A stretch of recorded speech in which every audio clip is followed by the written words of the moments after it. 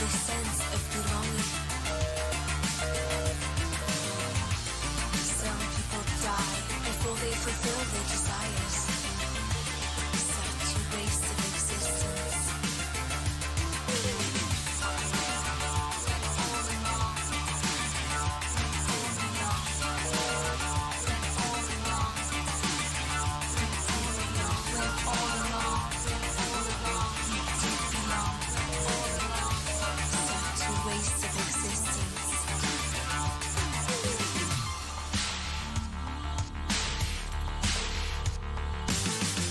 Spend our life searching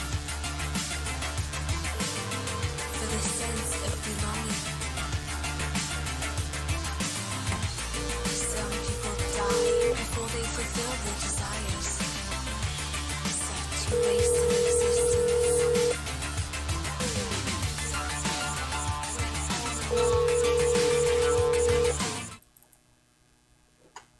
Hey, good morning. I'm trying to call C-SPAN here. This morning, I thought I'd do it on stream. I thought that would be kind of cool.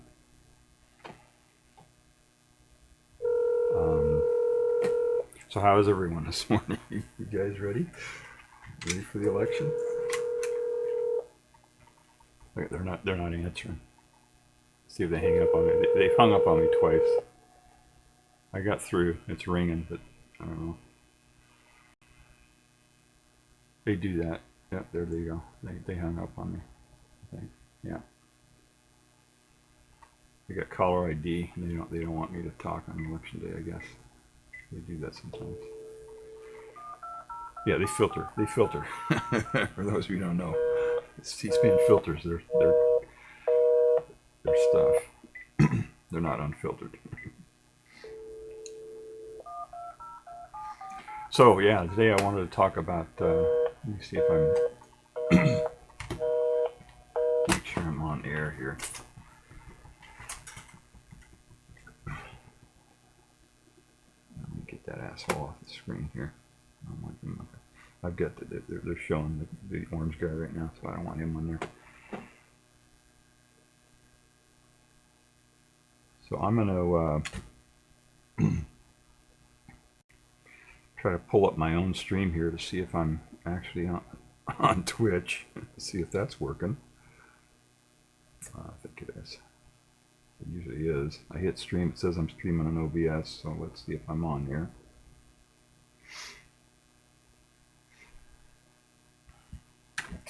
I'll keep calling. Yeah, it says I'm on. Yeah, good morning, everybody. So I've gotten through 3 times so far, and it's run and run and run, and they just hang up on me. So I'm pretty sure there's. I haven't called in a long time, so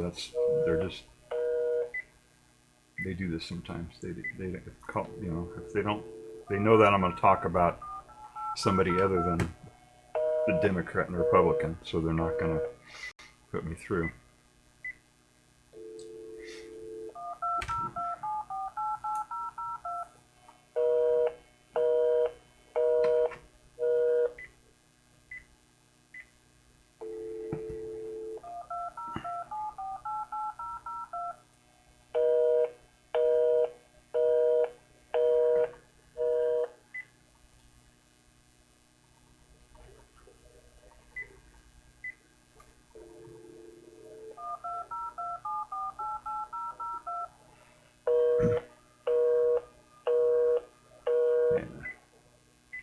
Yeah, I got through 3 times, and it rings and rings and rings, but they just hang up on it.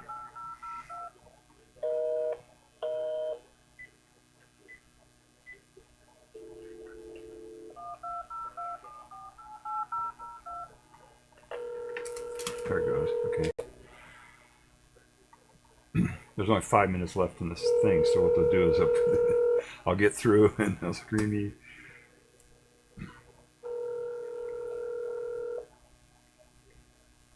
No. Can you hear that?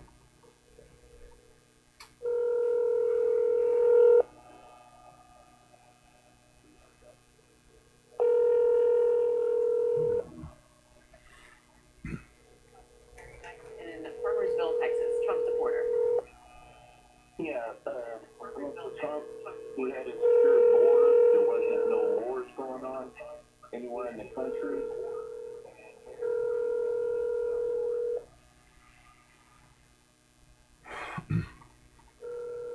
Yeah, it's, see, they don't pick it up, or they just hang up, pick it up and hang up.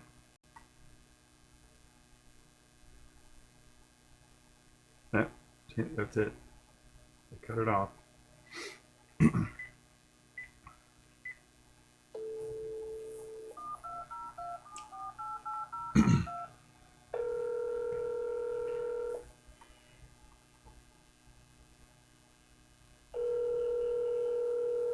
I had one time for like a month I couldn't call C-SPAN at all because they were what they did is they took my call. One of the hosts took, or the screener took my call, and they put me on hold long enough so that it looked like I was on their system, and then they hung up on me right before I was supposed to go to air. And then that shows my number in their system, and then they don't. Then they, because you can only call like once every 30 days, you know. So see, they're not. I'm getting through, but they're not taking my call. They're not picking it up. They look at the caller ID and they say "fuck you," you know. I call them a lot, so they know who I am. So they just don't want me talking on election day. Is what it is. They do that.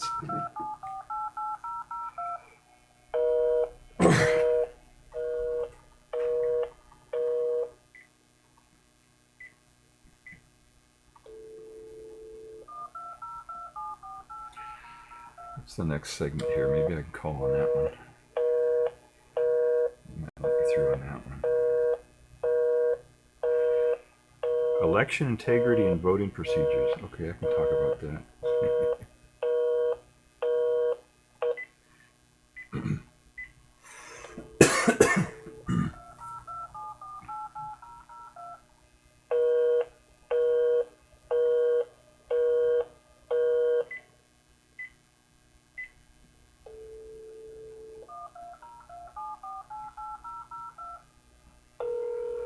Okay, there we go.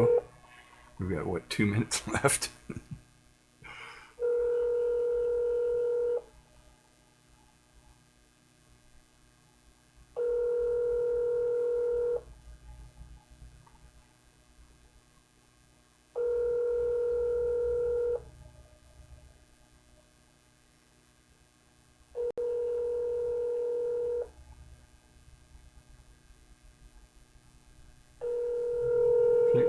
They don't pick it up,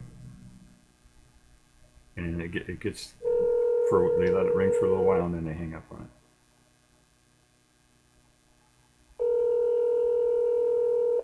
it. Come on, C-SPAN. Yep, there you go. See, they hung up. Maybe it's because they didn't have enough time. I don't know. I don't think so. She was pumped. She was as I was calling in, she was still putting the numbers up on the screen, you know, telling people to call in. So I don't think it was like they had too many people. So I'll try calling back a little later, or maybe I'll call in this next segment. This next guy's talking about election integrity, so maybe I'll do that. I don't know. So how is everyone? Huh? Doing well? How's my stream doing? Yep, I'm still streaming. Okay. Kind of early in the morning, isn't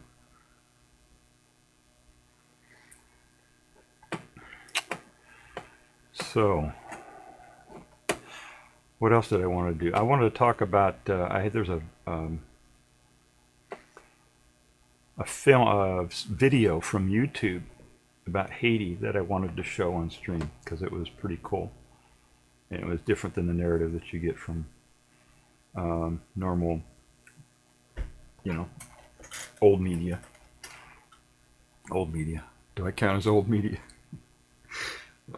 No, I mean, you know what I mean. Old traditional media. I don't think I count as traditional.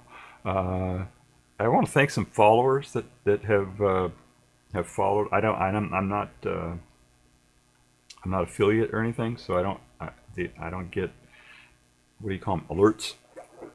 So I don't, when people actually follow me, I don't see it happening in real time. So let me thank these people. Let's see. I think yeah, Erum, Memelos, and Maka Waka. I don't know. I think I already thanked them. And then there's another one, couple new ones here. Let's see. No.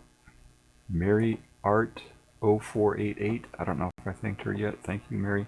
Oh, that was that one that I thought was a bot. I'm still not sure that's a bot. But thank you, followers. Thank you. If you're watching this on the VOD, please get over to Twitch and follow. Streams are normally a little bit better than this. This is kind of chaotic because I just started this thing on the whim here. I wanted to call into C-SPAN, you know, and I thought it'd be cool to do it on the air, on the stream. So that's why I'm doing this. So they're on a break right now. When they come back from the break, I'll call them again. Maybe I should call them now. Maybe during the break when nobody else is calling. Maybe that's the good way to get through, huh? Let me try that, see what happens.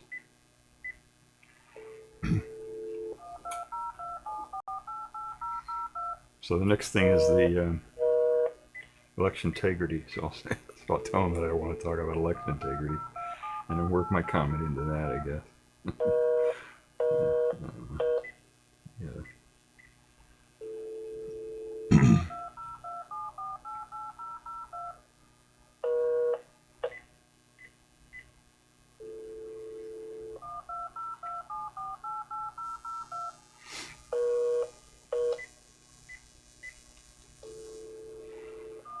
Yeah, they started the next segment here.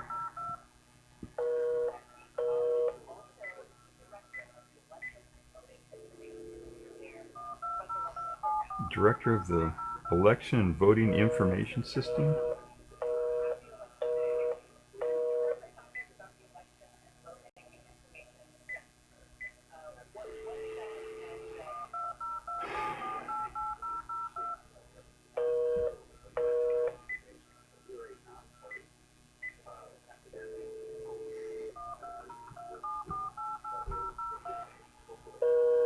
Nonpartisan, yeah, there's no such thing, I don't think. Election Voting Information Center Director, Reed College. Okay.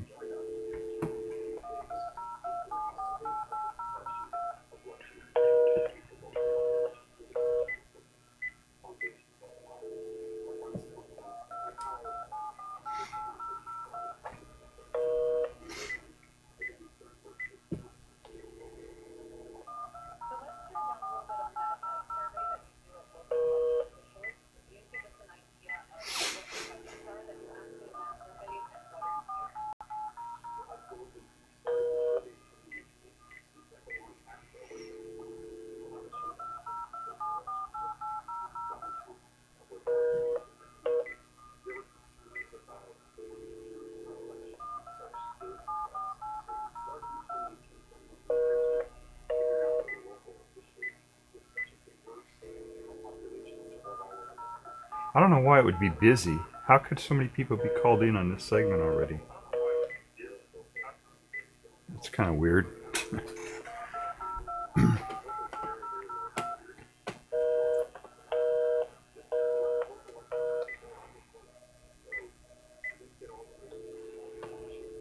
Alright.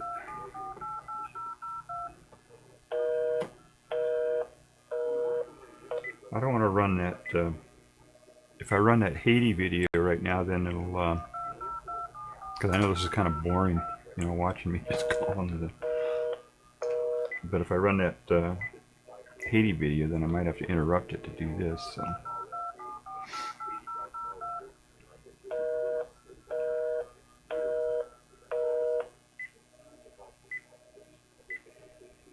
Yeah, you know, 70% of the population does not want, or 70% of the voters do not want either of the Democrat or the Republican.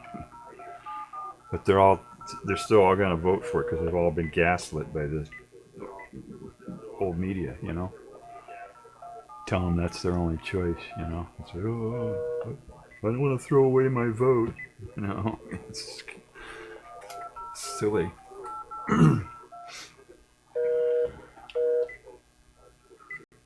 Yeah, I gotta just a spoiler for all you voters out there. Your vote isn't going to decide the election. Okay, it's not going to happen. It's virtually impossible that your vote will make the difference in the election and put it one way or the other. So you might as well vote who you want to vote for, you know. It's silly.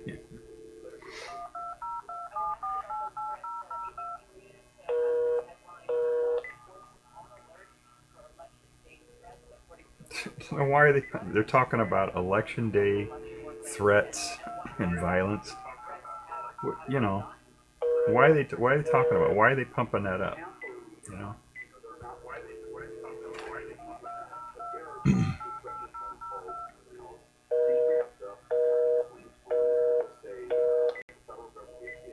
Yeah, they're not going to take my call.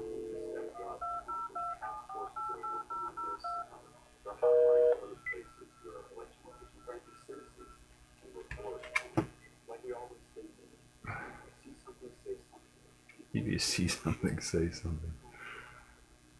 Oh my goodness. That was in the 50s. They did that. That was a thing. It was the 50s. They tried to get the citizens to turn against each other by telling them to, the Red Scare. I don't know. You probably don't remember that. The Red Scare, when they had everybody was worried that there were communists in the country, and they didn't want communists. And if anybody was suspected of being a communist, they'd lose their job and get kicked out of whatever they were doing and be shunned by society and all that. And so they hyped up this paranoia, that there were spies from Russia or coming in and trying to get people to be communists and stuff. And so they had this thing, well, if you suspect anybody of being a Russian commie, tell them,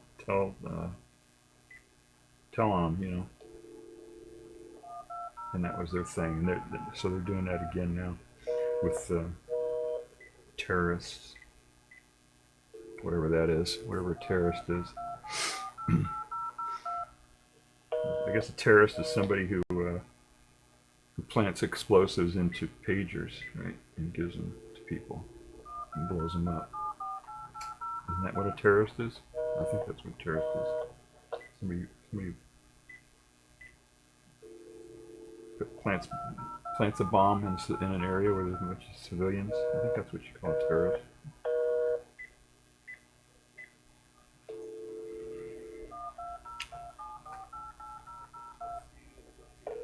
There we go. All right. It's election integrity. That's what that's. Let's see if I can get me through here.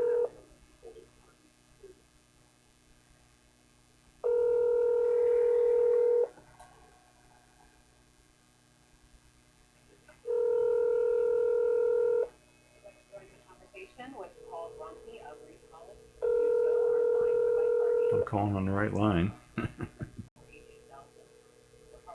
No, they don't want me in here at all on election day. I can't believe there's anybody calling this guy right now. Or that many people.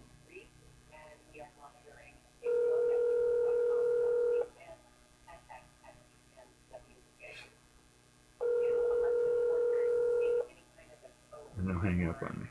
They let it ring for a little while and then they hang up.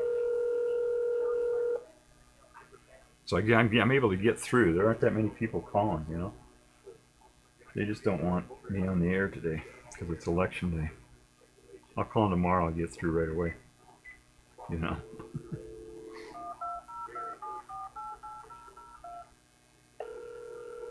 it goes again. See, there's nobody calling right now. Election integrity and voting procedures. Nobody voting procedures. Who do you know? Nobody cares about that. Nobody's going to call in about that.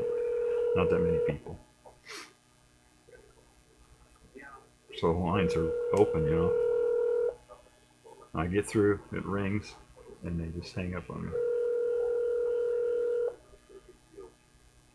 So yeah. So when you see C-SPAN, it says unfiltered. No, it's filtered. It's filtered. They filter out the people they don't want on there. When they don't want them on there, anyway. Sometimes they let them. You know. I get through sometimes. Look at this. Yeah, I get through. Nothing.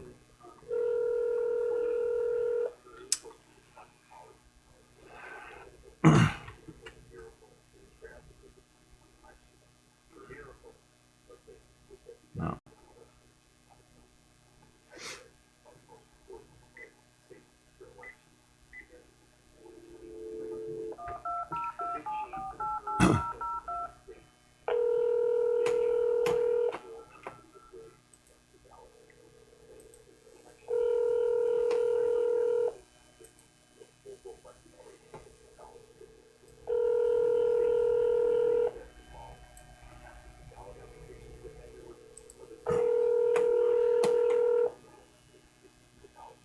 So how I've gotten through 3 times, and they hang up on me.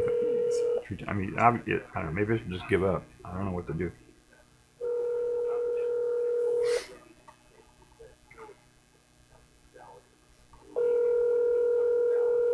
You know.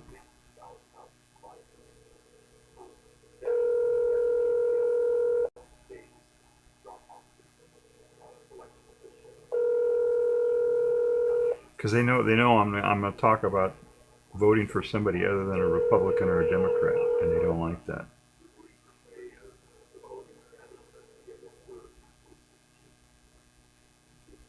In the past, this week leading up to the election, I haven't seen a single. They haven't put on any other candidate other than the Republican and a Democrat on their program.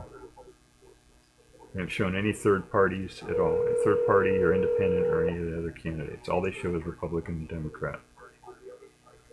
So, you know, that's not. And I mean, it's all old media do that. All of them. All the old media do that. They don't talk about the other candidates at all.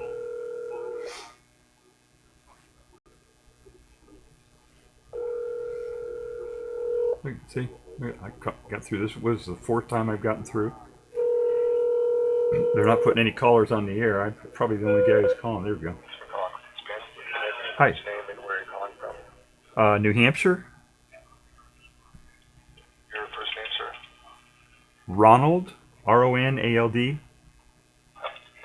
like to ask our guest?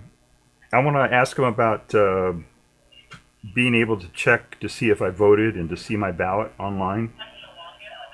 Sure. You've got 3 people ahead of you in line, just so you know. All right. Thank you. Are incredibly easy to All right, hey, I'm going to be on the air. How about that? On C-SPAN. Okay.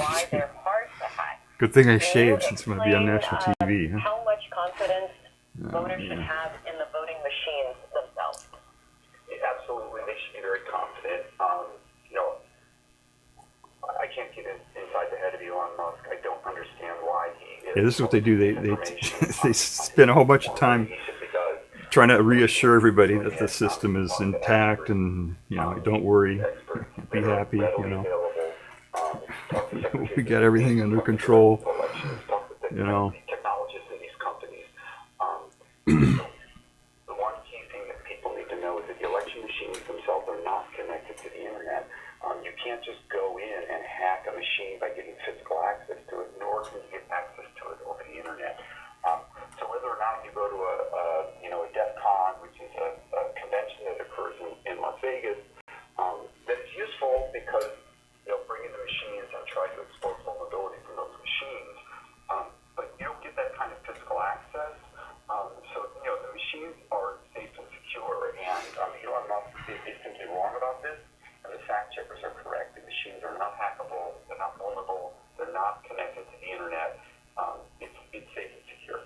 And as far as the physical access to the machines, how are they secured? And what kind of security would they have around them? Yeah, so they're talking. So, again, they're not connected to the internet. There's going to be security. If it's a machine that's brought in on election day, it's brought in, in a locked facility.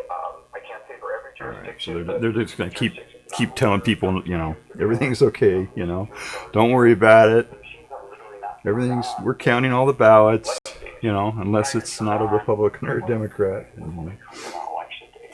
Just not a way for somebody to come in there and hack those machines. Yeah, there's no way to hack the system. Absolutely. Yeah, don't worry about it. Oh my goodness. But the big advantage of it is in order to hack our election, imagine what you have to do. You have to start from the smallest jurisdictions, the Dixville Notches in New Hampshire, Dixville Notch. Who's going to hack Dixville Notch? What is that? 8 votes or something? 12 votes? What's this guy talking about? This is funny. Sounds good when you have this one machine and you're in Vegas and you've got it playing University of Michigan fight song. It's a famous story from a decade ago. But to do that on any kind of broad scale, last thing I'll say is you got people like me. Yeah. You've got other experts. People like me. Experts. Yeah, the experts. The experts will take care of everything. Oh my goodness. So you just can't do this under the radar. It's just not realistic. And I wish we would kind of put this in. It's very important that computer scientists, programmers, others scrutinize, keep an eye on our election system, watch election officials, go as observers. But this misinformation about the vulnerability of machines really needs to stop. It's just undermining confidence in what really is a very secure system. And we're going to take calls, but just remind us quickly about the court case brought by. Okay, so I'm going to have to wait a little while on this to get this. What I want to talk to him about is, well, what I was trying to call him about before was that, you don't have to vote for a Democrat or a Republican, it's not in the Constitution, it's not anything. Nothing says you got to vote for a Democrat or a Republican. And you're not throwing away your vote because your vote is not going to decide the election, And one out of 6 presidents of the U.S. were not from one of the major parties when they took office. It's not like it's impossible or something to elect somebody other than a Democrat or Republican. It happens. It's happened many times in the past. 1 out of 6 of our presidents, approximately. So. Oh, here we go. On the line for Independence, Paul in Port Chester. Okay. Oh, they had another independent call. Wow, 3 callers ahead. So yeah, that makes sense. They're going to do an independent, a Democrat, a Republican, and then me, I guess. My question is So. required that both Democrat and Republican inspectors are at every polling station? And if so, how can anybody say that the election was stolen in the last election? 11,000 votes were stolen in Georgia. How did the Democrats pull over the eyes of the Republican inspectors? So no, the guy sounds like a Democrat who called in on the independent line. I don't know. I can't say for certain whether there's a requirement of You got to listen. I don't think I can stream C-SPAN, their actual stream. I can't put that up on the screen here. So all I can do is just, obviously when I'm talking, that's me. So I can't really. They got an independent caller on right now, and he called and said he was saying that about inspectors with inspectors there. He was saying how could the Republicans claim that, or the one Republican, the orange guy, how could the orange guy say that it was fixed if they had Democrat and Republican inspectors or observers at the polls. That's what this guy's talking about right now.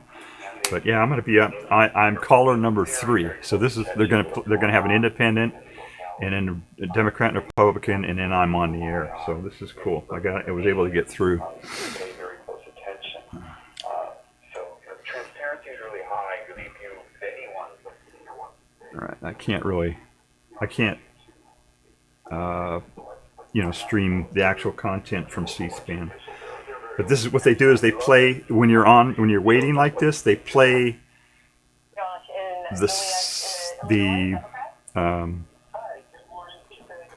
what's going out to the air, but they play it 8 seconds ahead. I think it is 8 or 10 seconds ahead. So that's why they tell you not to, not to listen to it while it's playing, because it's confusing. If those of you who stream, you know what I'm talking about. If you have a delay in your line, in your audio, when you're talking for any reason, it just confuses the hell out of you when you're trying to talk. He's talking and you hear yourself talking like 8 seconds ago, and it's very confusing. Even if you know that it's a delay, even if you understand what's going on, it's still very confusing when you're trying to talk and you hear yourself talking. Let's see who this goes.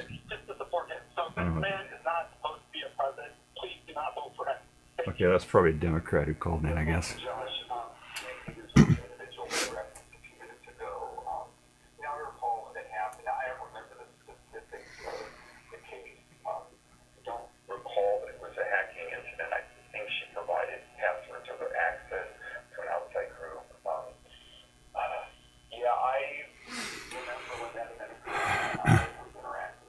Oh, he was talking about a particular case or something, a particular incident or something that happened.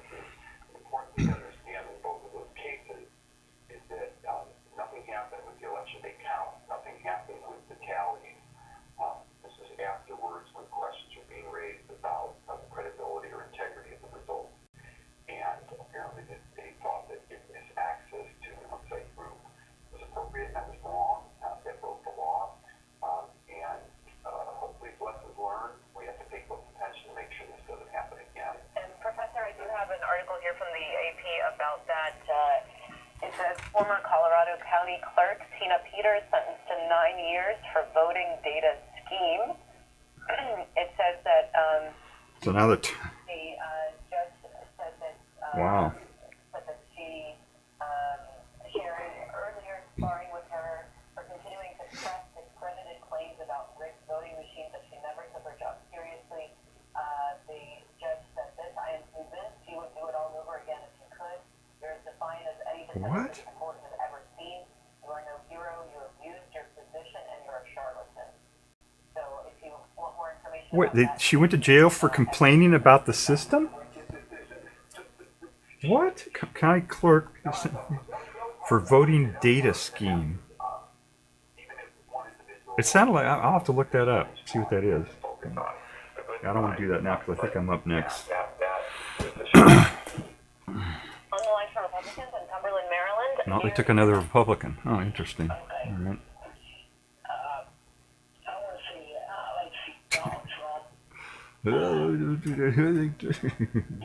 Trump supporter.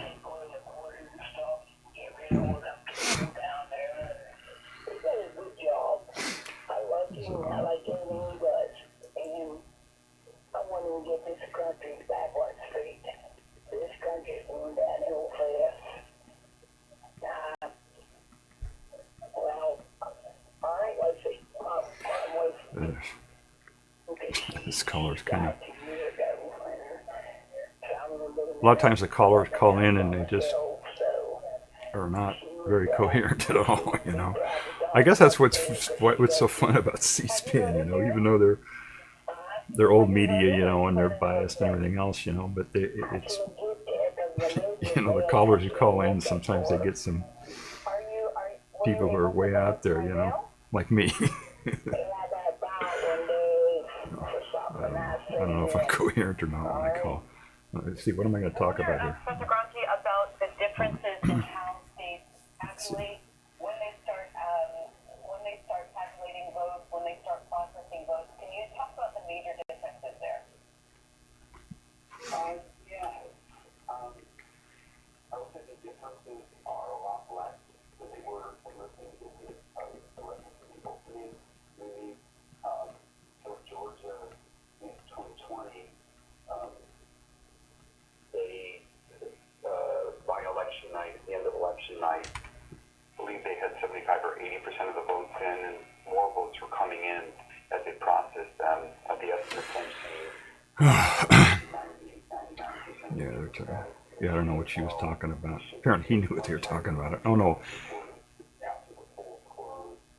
Oh, I think the host asked him a question after she called, after she gave her comment. I think that, I'm not paying attention to what's going on there. So I'm up next, I think.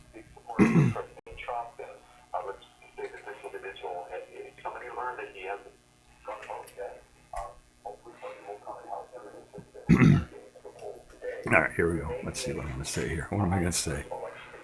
Let's see. But it looks like in most states we'll be seeing 90 plus, 95% plus of those ballots being reported within an hour of the polls closing. And because of the legal changes that we talked about previously, the disparity between the ballots, so that the first reports are only the early in-person and election day votes followed by the vote by mail, we're not going to see those kinds of disparities. That means that the mix we see when the polls close is going to be more reflective of what we're eventually going to see. The big caveat are those states that either that allows you to only have your ballot votes marked by election day, but not. I don't even know. I'm doing a write-in because my candidate they won't even let my candidate onto the ballot here in New Hampshire. So I got to do a write-in, and I'm not even sure how to write it in because on my ballot they've got you can't vote separately for president and vice president. You have to vote for both, you know. So I'm not sure if I just write in the name of the presidential candidate or if I have to write in both of them. So maybe I'll ask them at the polling place how I'm supposed to do that, if they even know. I don't know if they'll know.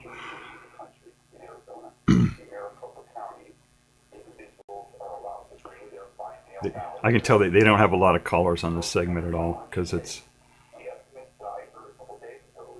they're not taking that many calls, so I don't think they have a lot of callers on this segment. I'm surprised because it's a national thing. It's election day. They should have a ton of callers, you know.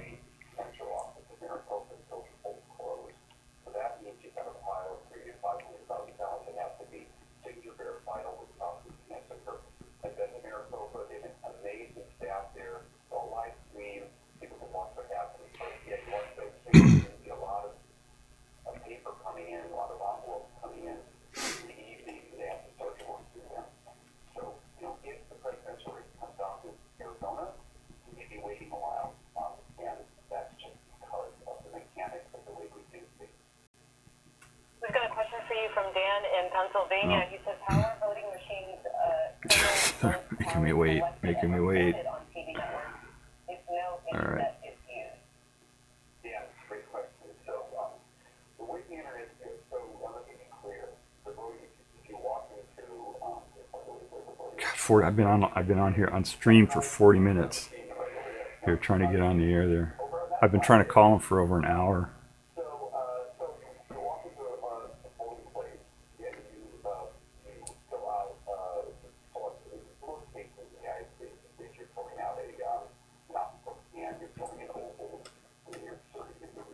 that machine that is reading your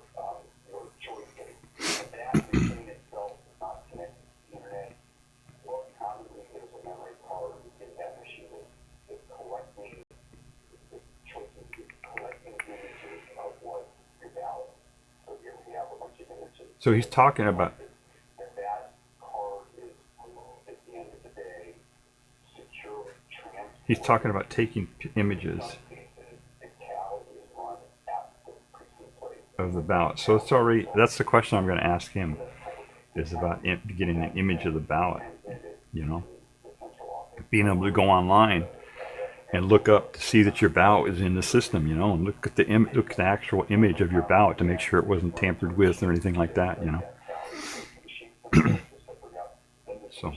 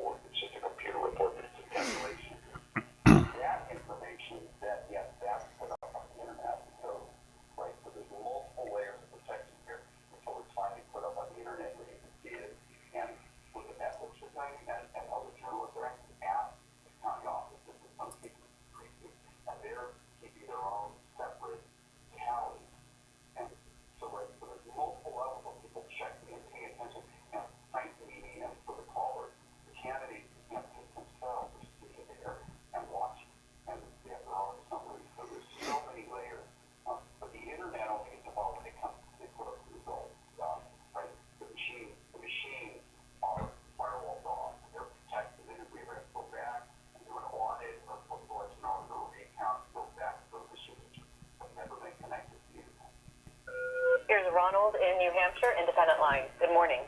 Yeah, thank you for taking my call. Yeah, I just, you know, one out of 6 U.S. presidents were not from a major party when they took office.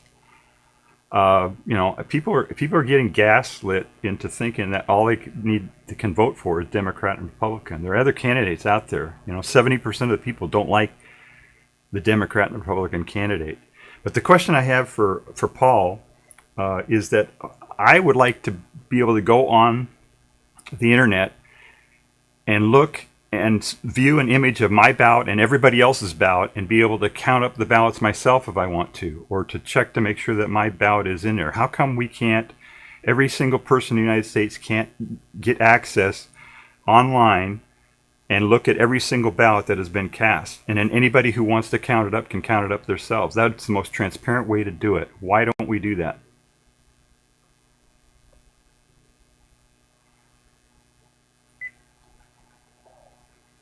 Is that I would like to be able to go on the internet and look and view an image of my ballot and everybody else's ballot to be able to count up the ballots myself if I want to, or to check to make sure that my ballot is in there. How come we can't, every single person in the United States can't get access online and look at every single ballot that has been cast? And then anybody who wants to count it up can count it up themselves. That's the most transparent way to do it. Why don't we do that? Let's see what he said. A great question. And go Granite State. Go Granite State. So we're getting there. We're getting there. Sure, if you want that kind of information available and access, So he's in favor of it. hey, you can get it if you get involved. What they're on, we're getting there. There are some jurisdictions that provide that. I want to highlight a colleague of mine, who's a friend, Lana Atkinson. She's at Florida State University, and she works with the county in Florida. I want to make sure it's Pasco County, but if anybody can go to the Florida State University, Lana Atkinson. Lana She's been Atkinson. able to make that available in that jurisdiction. The challenge is this, is that means that you've got images scanned of every single ballot. And let's say John, and John in New Hampshire decides that, well, he really loves a third-party candidate. He writes his name on the ballot.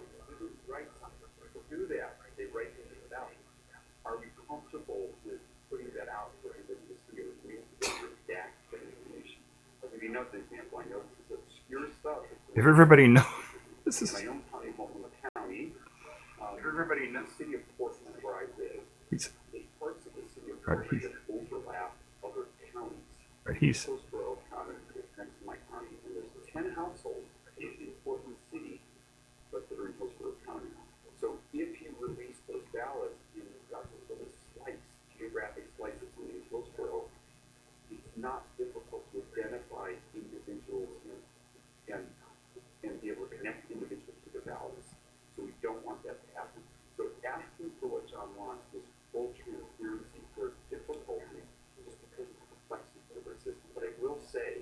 Well, Dixville Notch is like that. Everybody knows that when they do Dixville, because it's a small jurisdiction. He's saying he's given all these excuses why they don't want to make the elections transparent, why they don't want to put all the images on there.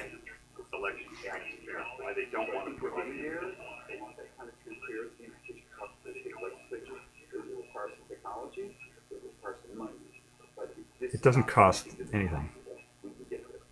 And there is a way to track your own ballot, isn't there, to make sure that it gets there? No, there isn't a way to track your own ballot. That's right. So, there isn't a way to track it. Way back, 20 years ago, the first wave of election reforms that we had in 2000 election, just before election, when we realized that we had the voting machines that we needed to work on improving that technology. The first wave was called DRE, direct recording electronic machines, the USA. Technologies like Direct reporting. we have to answer to everything, which is the electronic voting machines. We realize that's a problem. Those are people are not comfortable with those.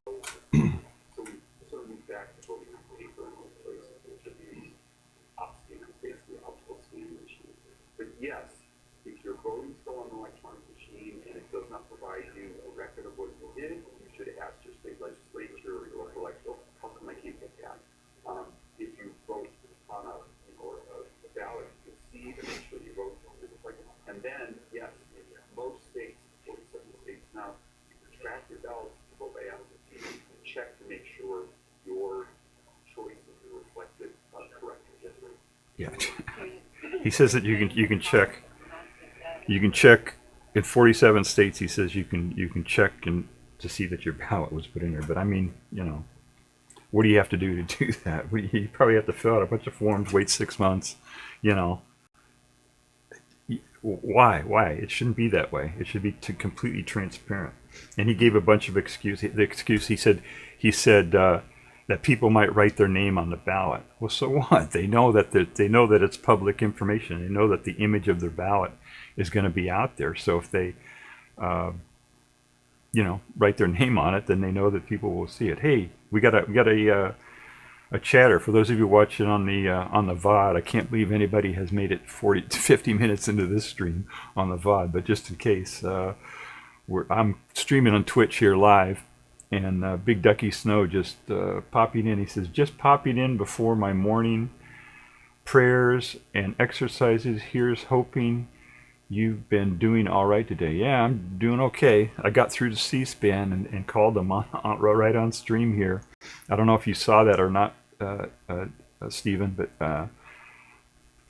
yeah, I what happened was I decided to, I got up and I saw C-SPAN. I was going to call him, and I said, "Oh, I'll do the stream while I'm doing it." Let's see. I wanted to say I really like listening in, even when I can't do any more than that. It's great hearing what you have to say about things. Oh yeah. Well, thank you, Stephen. Yeah, it was kind of weird. This is kind of a chaotic stream. It wasn't planned out too well, I decided to call C-SPAN this morning because it's election day, and I got through. They didn't let me through the first section. They only let me through to this section where they had a guest on talking about election integrity, but I was able to sneak in my comments anyway on that. Talking at the very beginning, I said what my comments that I wanted to say, and then I went in and talked about what the subject they wanted me to talk about after that. So sometimes you gotta wiggle your way in, when they're screening stuff out like that. I don't have to put that away. But. So yeah, thank you for joining the stream, Stephen. So yeah, I got through, and his response was that one, people might write their name on the ballot. So what? If they write their name on the ballot, it's or other messages or whatever. Who cares? There are a gazillion ballots in there. If somebody wants to declare, what that they. I mean, if they want to, I did this. When I went and voted, I took a video of me going through and marking my ballot and put it up on stream, you know. Anybody can do that if they want to. They can take a picture of their ballot with their phone and put it up post it on Facebook or something, you know. There's nothing stopping them from doing that. So what's the difference if they write their name on the ballot and it gets into the system with a gazillion other ballots, you know? So I don't know what the problem is with that. If somebody wants to identify themselves, who they voted for, that's free speech, you know. Let's see, gonna mute now and begin. Okay, great, Stephen. Thank you for stopping in. Appreciate you joining the stream. Yeah, it's kind of early, isn't it? Yeah. So yeah, I don't see that as that. And then they say, well, people might sell their votes. Well, you know, people can sell their votes anyway. You know, it doesn't matter. You know, if people are going to do that, it's first of all, that's illegal. You can't sell your vote. That's against the law. So they'd be breaking the law anyway if they, you know. So that's a lame excuse. And what was the other excuse he had? Oh, in some smaller jurisdictions, they might be able to identify voters. I don't understand that. I don't understand how, you know. I mean, there's, you know, like Dixville Notch, right? They have like maybe a dozen people voting, eight to a dozen people. So it's pretty easy to figure out who's who on that one.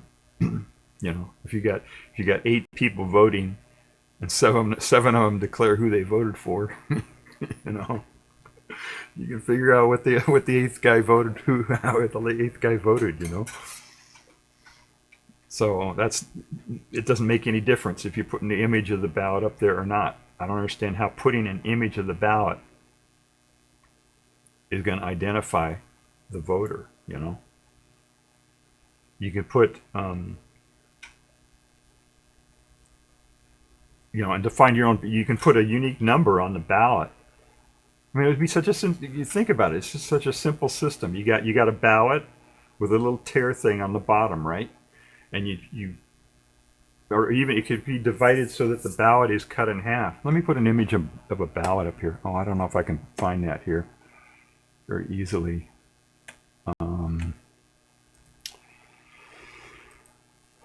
Let's see here. Pictures, videos. Oh wait, maybe it's under pictures. I might have a picture of a ballot. No, here I'll just look for it online here. I'll go to Google. Google can find things. Image of a ballot. Okay. Google wants to know something about you. No, I don't want them. Let's see. Images.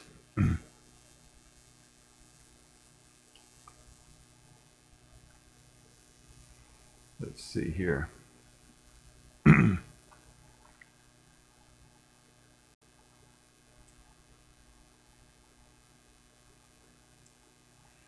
All right, here's one. All right, let me see if I can put this up here on stream.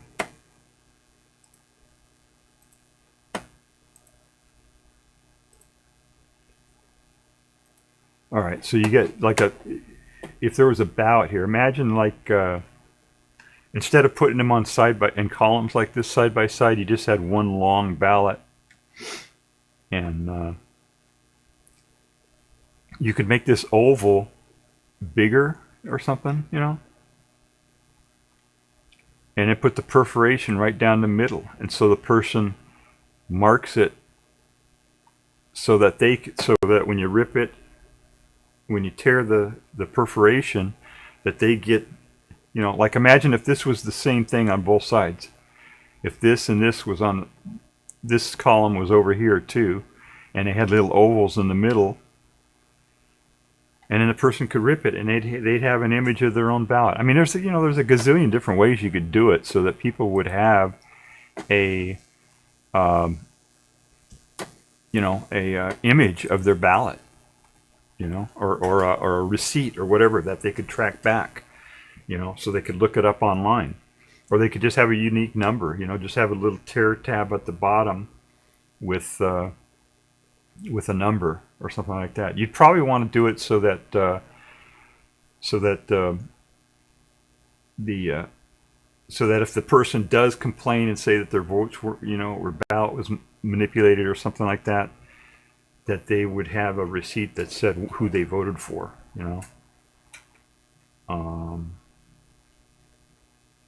But yeah, that's,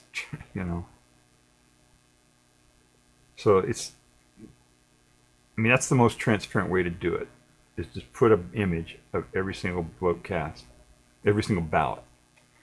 And then he said the technical thing. It's not that anybody who has a camera could do it. You just take a picture as they're, if it's a small little jurisdiction, they're going to be hand counting them anyway, probably, right? Or running them through a machine. It's going to be just a few hundred or a few thousand or whatever, not that many. Then you just take a camera and put it up on a tripod and put the put the ballots in there and thumb through them one at a time, and then you got images all of them on a little video. It's not that hard to do, technically. I'm sure it take a couple programmers, a week to set up something like that. It's not for the whole country, and it doesn't take up that much space either. The amount of data to put all images is like probably less than an hour's worth of what Twitch streams, It's so it's not like it's prohibitive amount, and you could it's like, I don't know. I worked this out once. How much it would take, how much image or data space it would take, or how much bandwidth it would take to download images.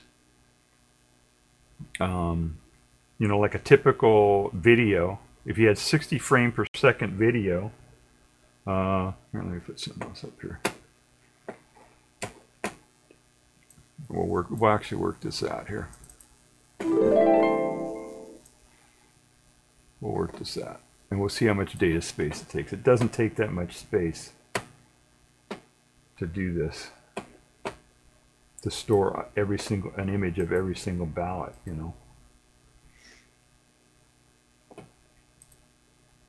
There we go. All right. We'll work it out. Work it out. Okay. Is this working? Okay.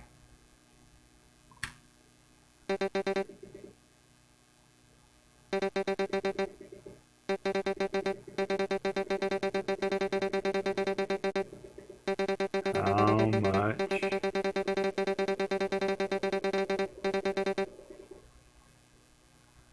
Whoops, that's not much. It's how much? It should be a C. Let's see.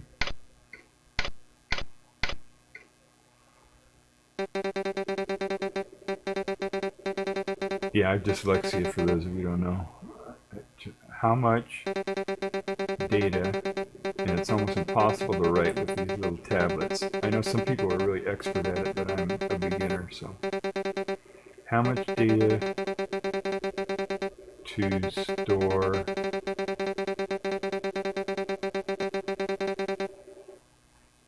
image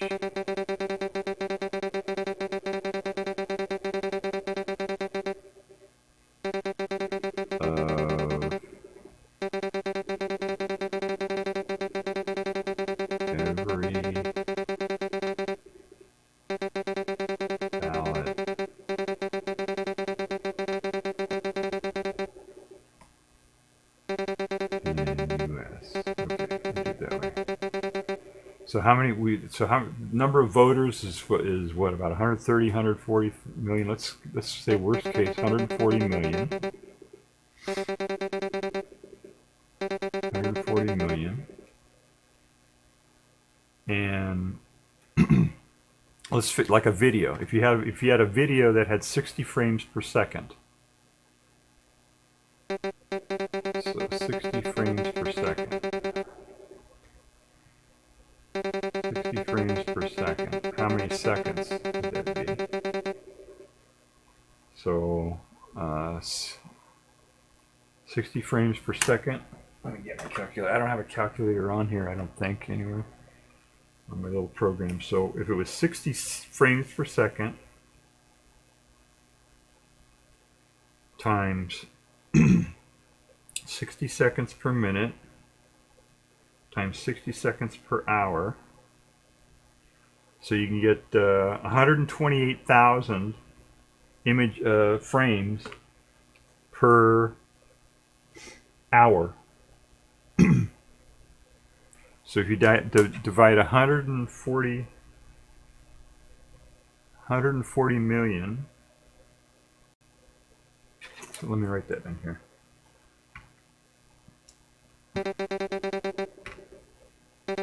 126,000. Comma here.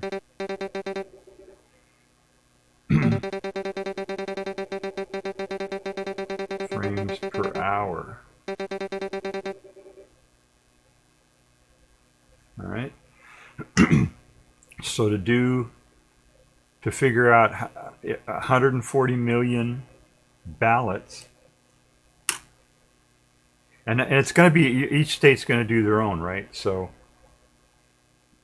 you know, it would really be each state. But if the whole United States was in one database, then it would be 140 million divided by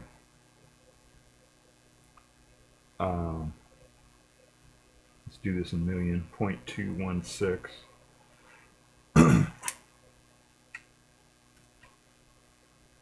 648.148 million.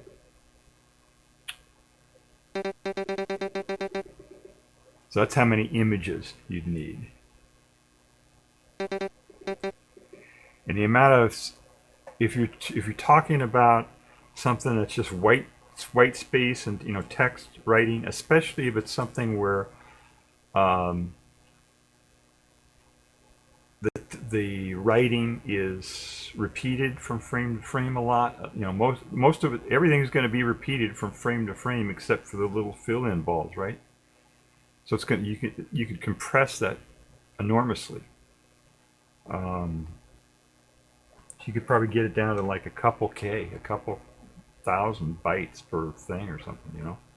Well, let's say it was half a megabyte. If it was, even if it was 500,000 bytes times 500,000. Let's see. We're doing this in million. How many millions, right? Times, yeah, times 500,000.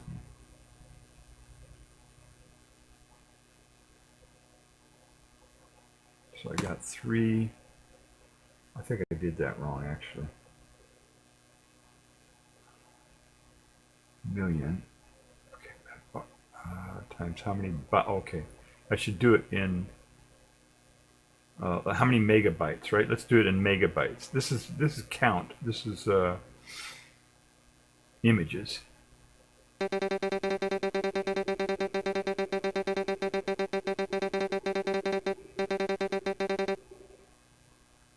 So if we say 0.5, and that's way too much. That's it's not going to take half of it. Let's see this thing here. Oh, jeez, this thing does not. This goes really slow when I'm streaming it. My poor little CPU can't keep up. Let me look at some of the pictures that I have on here and see how much. So that, yeah, I've got several pictures on here that are way under 100K. So yeah, you could easily do this.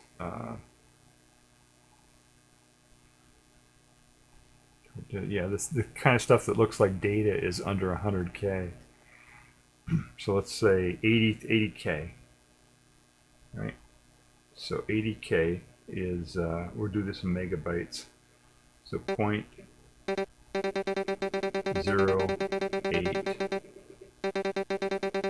megabytes. This is bytes. Okay. Per image. So you multiply that out. 648,100. Okay, so times 0.08. So that's, did I do that right?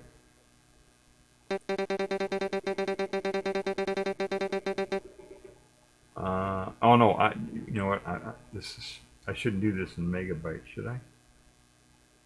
Yeah, I'm doing this in megabytes. Yeah, megabytes times numbers.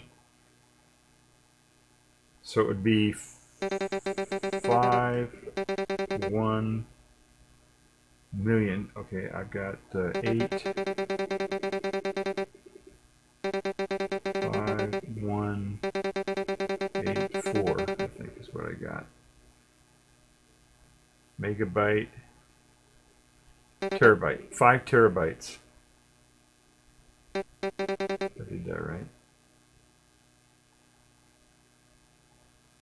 Let me check my math here.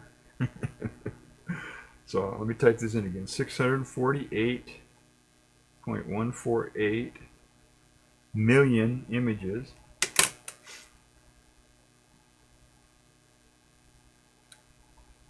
I know what, I'll type it in this way. I'll just type it in as million. 48,000. There we go. Times 0.08 megabytes is, yeah, that's the number I got. Oh wait, there's 0 on the end of it.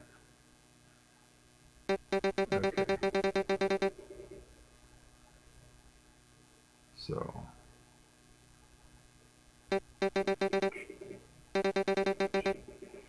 So 51 terabytes. No, 51, yeah. This is megabytes, gigabytes, terabytes, or, yeah, terabytes. So 51 terabytes. So that's about 1 terabyte per state, right? Some states will be a lot more and some will be a lot less per state to store the data.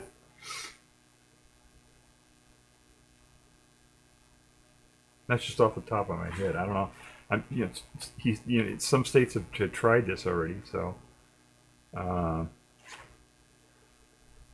it's not like it's technically impossible, to do this. And I think it could be compressed a lot more than this.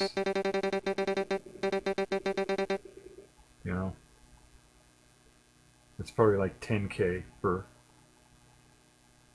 image or something like that, even less. Because it's it's black and white. It's maybe they'd want to store color. I don't know. Still, that's it's feasible. It's possible. Especially for organizations and stuff like that. Google could probably do that very easily. They could download all the data and count it up and do their own count and show people what their count is. All the different companies could do that. Any organization could do that. It's not that big of a deal. So yeah, I think they're just. I suspect that they just don't want it to be transparent. They don't want it to be transparent. They want doubt, or they want, because think about it. If something happened and you had a really hot third-party candidate who won the election, they wouldn't want that. They'd want it to change, just like what Trump did. What Trump did, the establishment would do to try to overturn what the people want. I'm sure of it. I'm sure they would do that. And so they don't want the transparency. They don't want it to be transparent. They just want to tell people, oh, it's safe or it's secure or whatever, but they don't want to actually do it. So I don't know.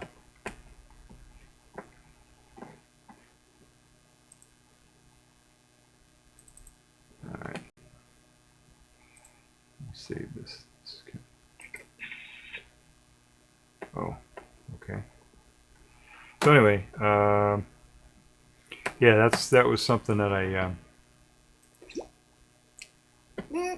thinking about for a while, actually. And there was a guy like about a decade ago who actually suggested this, and actually tried to do it somewhere, and he ran into some sort of issues or something. They tried to do it, and they tried to do it where the the software would blank out certain things on the ballot and stuff like that guy was talking about. And when you do that, it's not. And he tried to use a scanner to scan it, and the scanner had some kind of feature that would blank out things for a particular application or something like that. The scanner had something in it that would blank out certain things, and it ended up blanking out some of the votes and the. You just take a picture with a camera, and make sure it's a secure camera.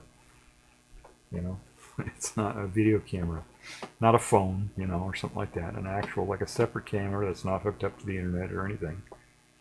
You just take a video of all the ballots, as they're cast or something like that. They take 24-hour surveillance. You can set up 24-hour surveillance and get a year's worth of surveillance video stored on a single hard drive. It's not that big of a deal. And you can just do that during the election, right? You do a whole day of the election with a video pointed at the ballots as they go through the machine or something.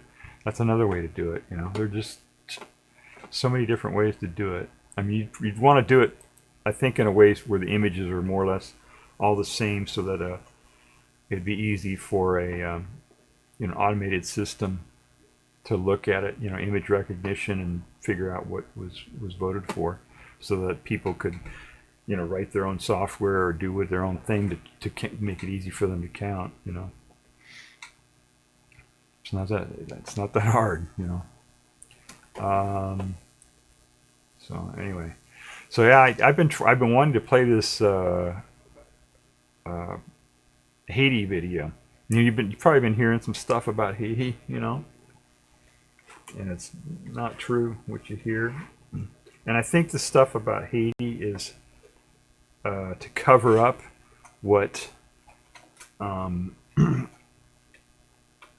they came out with this thing, and they said, oh, Trump said that the Haitians were, what was it, they were eating dogs or cats or something like that, or the refugees from Haiti, right?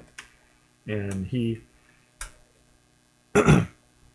I think that's to cover up what he had said before. About a year, was it 2 or 3 years ago, he said that Haiti, this is a quote, okay? Trump said this. Trump said, this is a quote, Haiti was a shithole country. That's what he said about Haiti. So those of you who have any doubt about whether Trump is a racist, that's it, man. He said that. And there's no doubt that he said that. Everybody heard him say it. It was recorded. It was reported on contemporaneously. He said that. He's a racist. Okay, you guys. What? There's no question about it. Anybody who votes for Trump, that's a racist act. To vote for Trump. The person may not be racist or think that they're racist, but if they vote for Trump, that's a racist act because you're voting for somebody who's a racist. Okay? It's not. There's no question about that. Okay, so all right, I want to play this video here. Let's see here. I got a lot of stuff open on my desktop. I don't know if we can handle this. All right, well, let me just close this. I guess I don't need this gone. Let's see if I can find this video.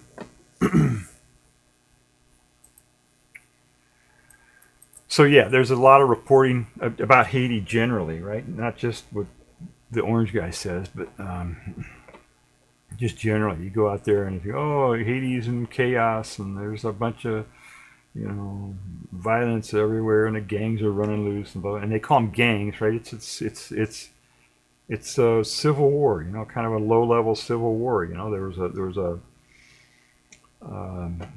they're struggling over who's gonna run the country, and they got a like a commission or a committee or something that was doing it. Last I heard, I haven't looked it up recently, but they had a committee that was kind of running it, you know, as a council, like a city council or whatever, you know. But that's the last I heard, was that they had a committee that was running it, and they were going to run it until they could do an election or something like that. And it's just political violence, you know. And then they call it gangs. It's not gangs.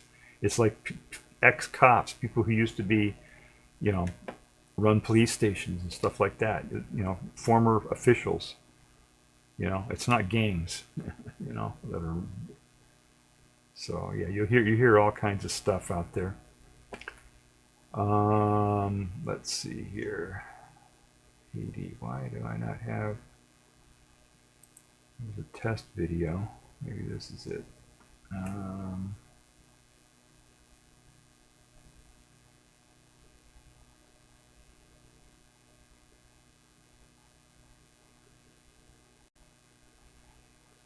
Okay, I don't know if this is it or not. Let me, I can't find my actual Haiti video here anywhere.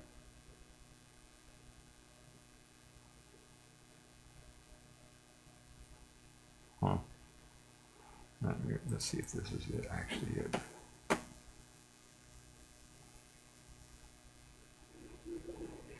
Greetings, you people. Welcome back. Let me see if this. I think this has the whole thing.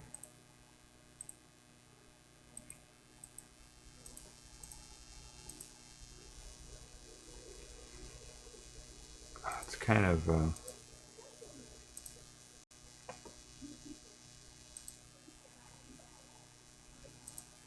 Yeah, this is kind of messed up. This video is not too good quality here. Okay, here it is. Okay, I think I found it now. What this is a video about a woman who basically, like an IRL streamer who went to Haiti, right, and did an IRL stream, but it was it's a little bit edited, lightly edited. There's basically this woman traveling to Haiti by herself, and you know, just walking around taking pictures and stuff. So that I think is better. There's some, I've seen like some YouTube stuff out there that get a lot of hits on YouTube that say, "Oh, Haiti's in chaos. Look at all the gangs running around," and they, you know, take selected images, you know, and try to put that out there as typical. But anyway, so I'll play this video. This is set it up here a little bit. Okay, this is a woman on she's from Kenya, and she puts up videos on YouTube. Let me make this a little bit better here. Adjust this a little bit better. Let's see. Can I make this bigger? Let's see. I guess I can make it bigger.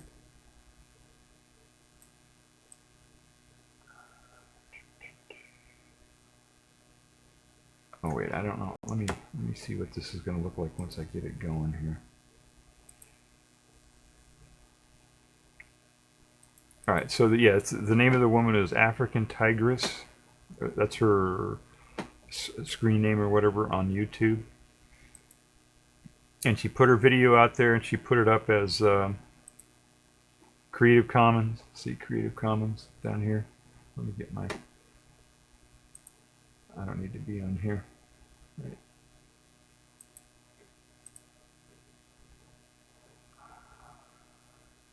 Damn.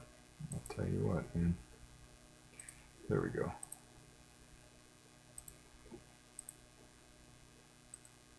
All right. So Creative Commons, she put it out there on Creative Commons, so that's really cool. So that means I can play the whole thing here without any problem. And what I got here, I got comments and comments and comments, and there we go. Okay, let's see if I can. I don't want to cut anything off on here. I want to show the full video.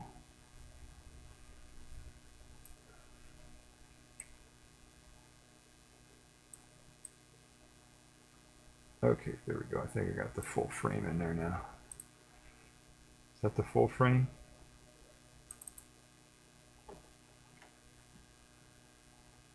I'm delayed here. I can't see.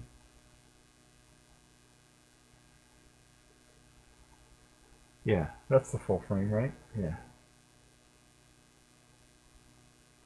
Alright, so I'll play this video and then we'll talk about it. Okay, so this is a woman. This is how long ago was this? About a month or two ago or something like that. This woman went by herself to Haiti and just walked around and filmed herself at Haiti. Now she has a bias, obviously. She wants to put out a different narrative than what everybody's talking about in Haiti. So that it's not so bad. But it's basically her walking around. It's not very many edits to this video, so it's very. It's. I think it reflects pretty closely what was actually going on there. I don't know what she would have edited it out, but okay. So I'll just play this, and then we'll talk about it.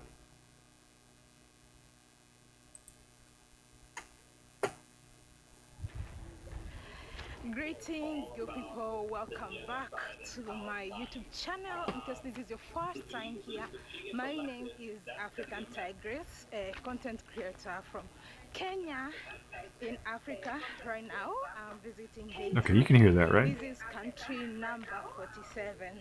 Okay, you can hear that, right? I've been going around with people, but today. I'm sorry. I'm going to turn this up a little bit somehow. I'm sorry. I'm going to turn this up a little bit somehow.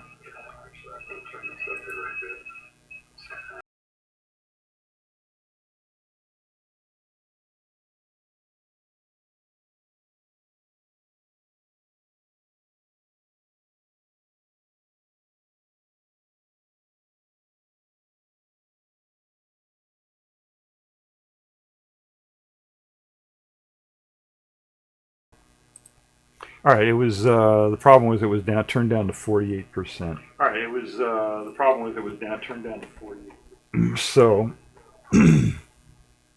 we'll try it again. I'm just going to run it a little bit to get an audio check here. I want to see if I can handle Haiti solo as a female traveler, and all right, yeah, let's see. I think we got it. Okay, here we go. Here's the Haiti video. The woman who went to Haiti by herself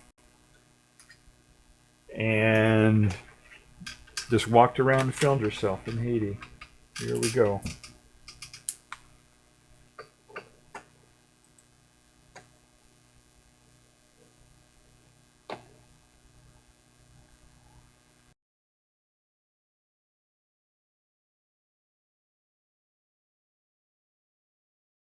Greetings, good people. Welcome back to my YouTube channel. In case this is your first time here, my name is African Tigress, a content creator from Kenya in Africa. Right now I'm visiting Haiti. This is country number 47.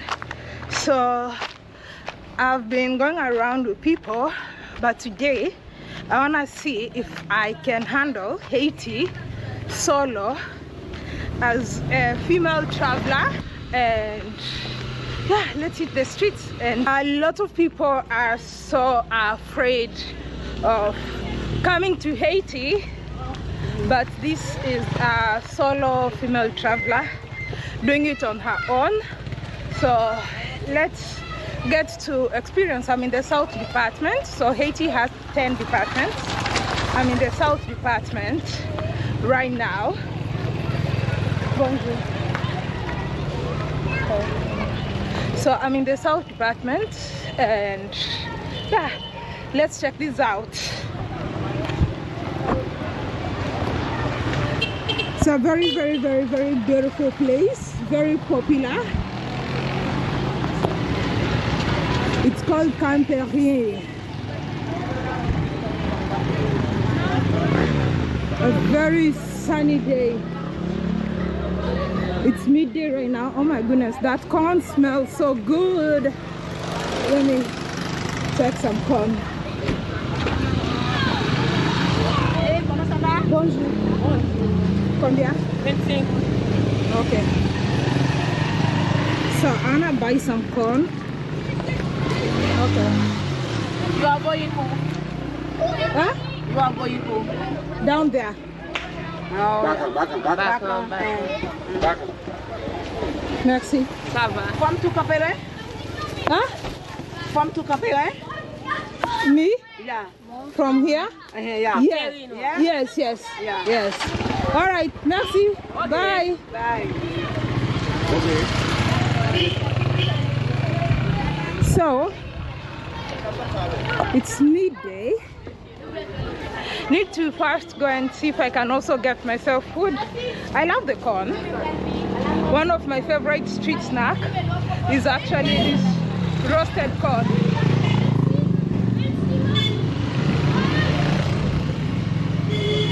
The yellow school bus is just like the ones I saw in the US.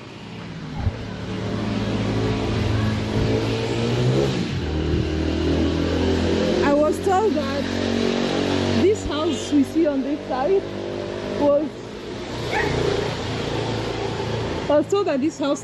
this side was actually destroyed by the earthquake. There was, I think, some earthquake in 2020 here in Haiti, and some houses and some property got destroyed in this region. So let's go down. I'm gonna walk on this side.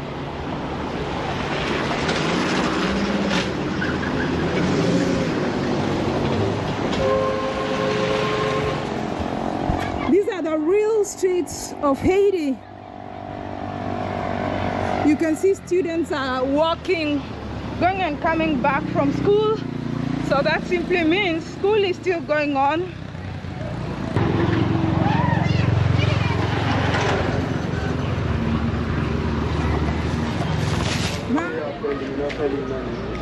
Bonjour. We have the USAID officers here. Feed the future.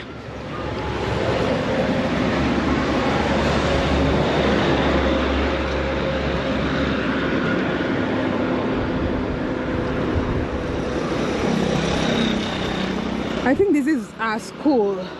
Oh, it's a high school.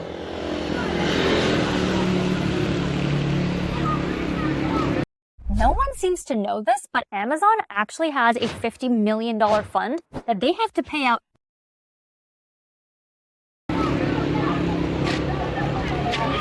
Let me test my corn.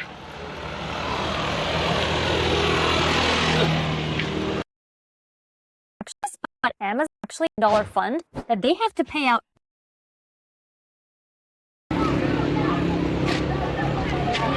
Let me test my corn.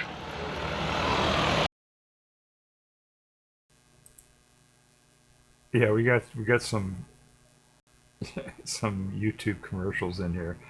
I forgot. I was going to edit those out, but I forgot. So we're going to have to bear with that here. There are a few YouTube ads in the middle of this, so I'll skip over them if I can.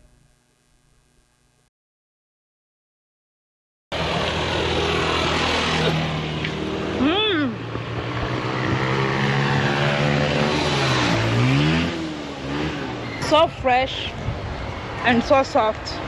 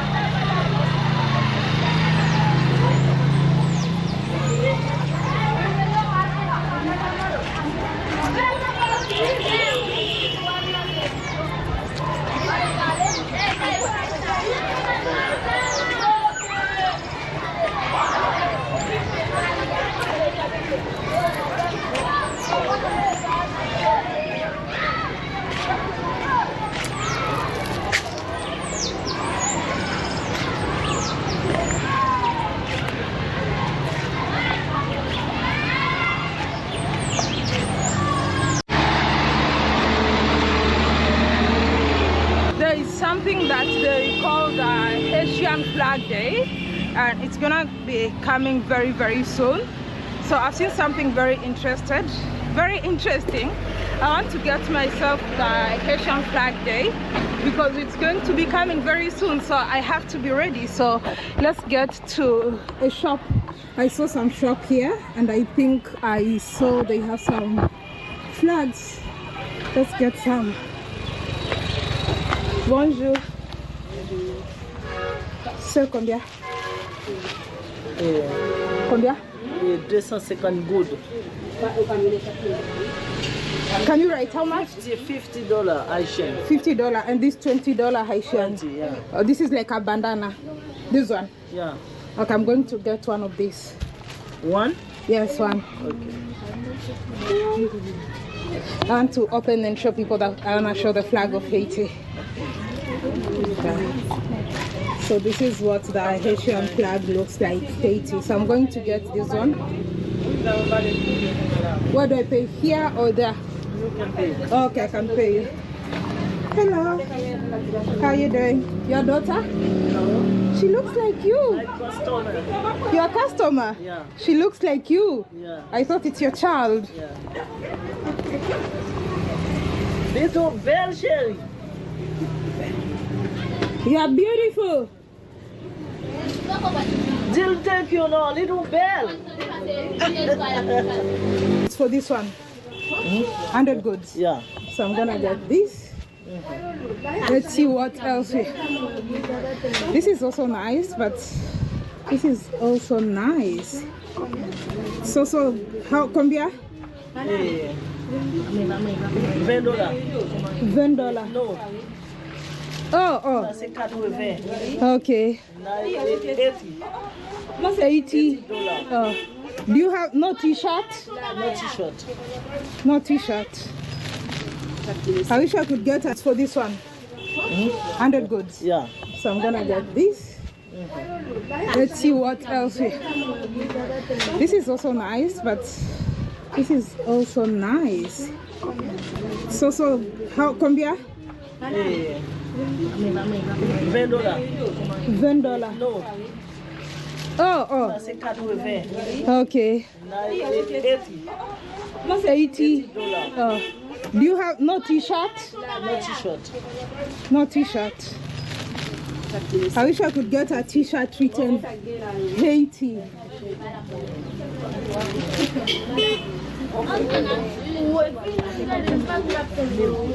They have them plain ones. Unfortunately, they don't have t-shirts written Haiti. I'll need to get one. Okay, merci, Mama. Okay. Combien ça va? So I got myself a Haitian flag.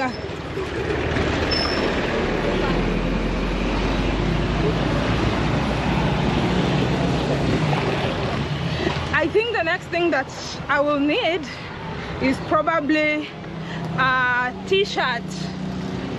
Oh, I wish I could get an ice outfit with the flag of Haiti. Bonjour. Tout va bien? Lovely kids coming from school.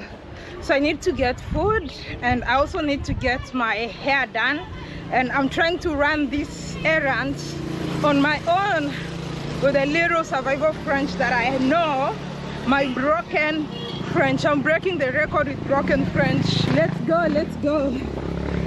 This is Camperine in the South Department of Haiti.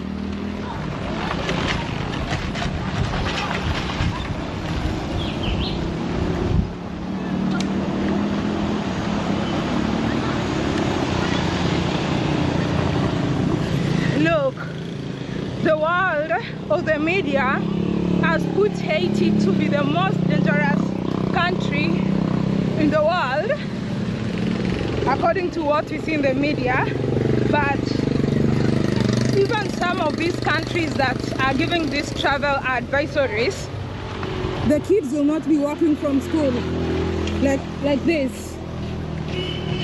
Before we proceed, I'm seeing something there. Africa École des Arts, Africa College of Arts. This is nice.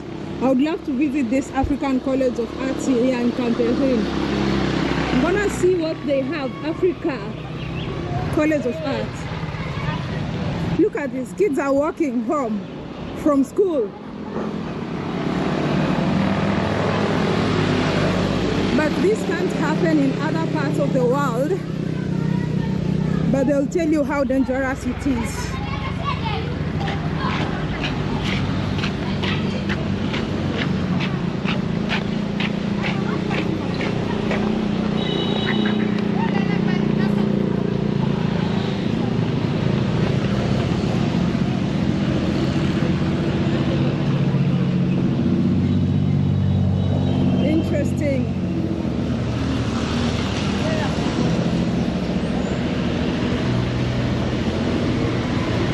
Let's keep going.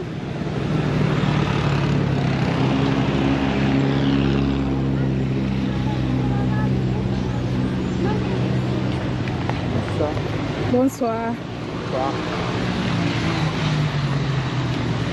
Seem very respectful. As they passing, they're like, bonsoir is like good afternoon, good afternoon. They even greet strangers.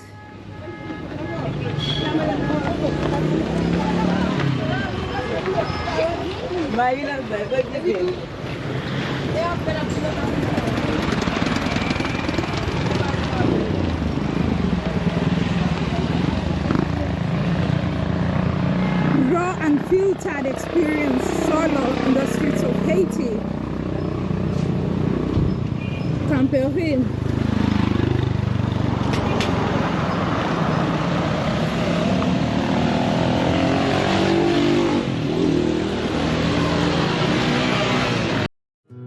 I don't think that Rusty would be here today if it was.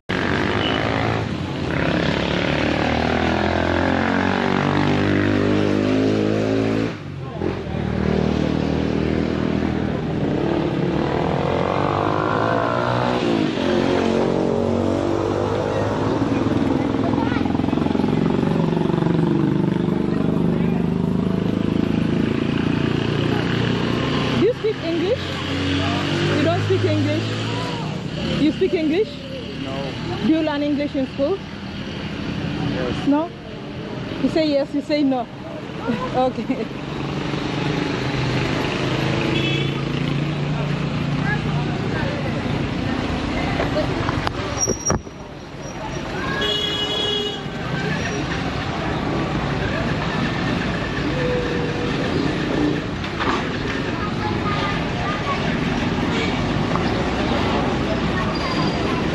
So we are now at the center of the village. We need to get a place to do my hair, to do my nails, and also to get food. So all these jerry cans you can see, they're selling fuel. Sometimes there's a shortage of gas, so and that's how they sell the gas. Bonjour. Public transportation. If you wanna go to the city center using public means, that's one of the ways.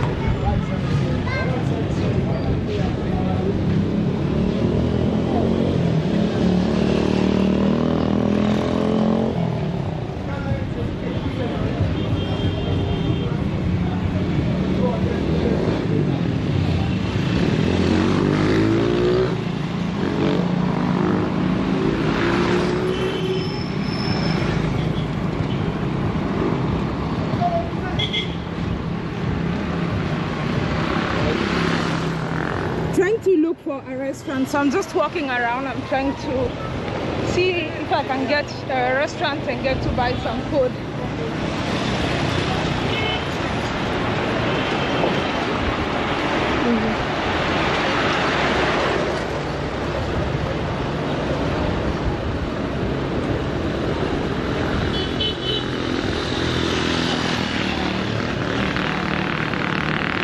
I need to cross the road. But I have to be very, very observant because there's motorbikes, there's people, there's cars, like this one here.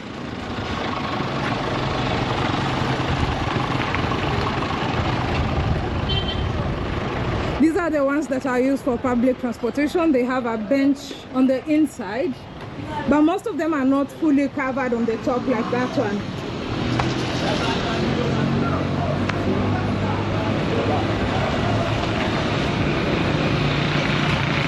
The Seventh-day Adventist Church. That's the church I was raised at. I was raised as a Seventh-day Adventist. Maybe I should come and experience this one of these fine days.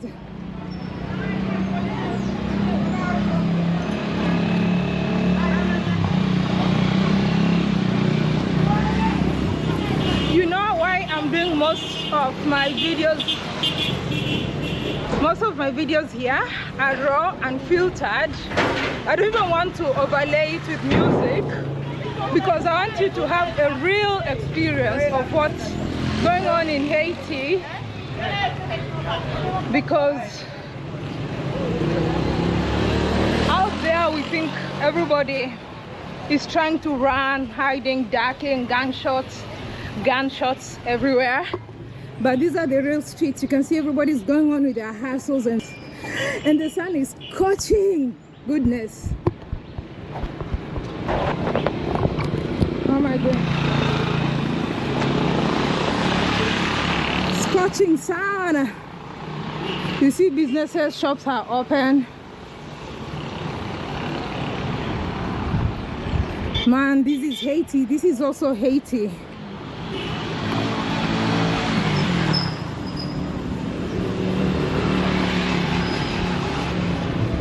And you can see nobody is really bothering me at all.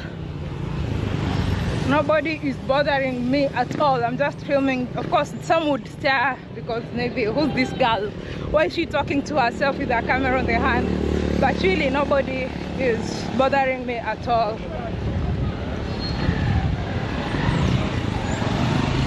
There's a market to this side. There's a market to that side.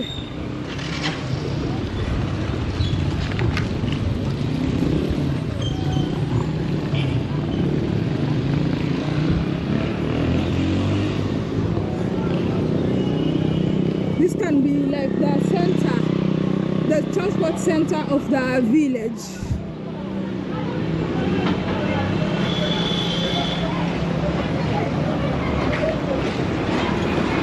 Lush green, it's up there. Very nice, lush green, forested, very well forested.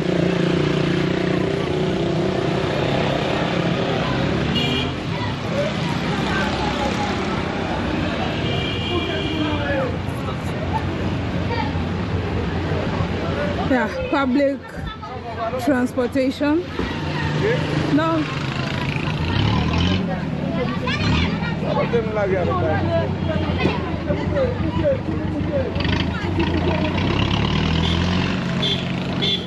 Oh, I think I've spotted a restaurant. And then later on we're going to check. Okay, let's check out this park. And then there's a restaurant to this side.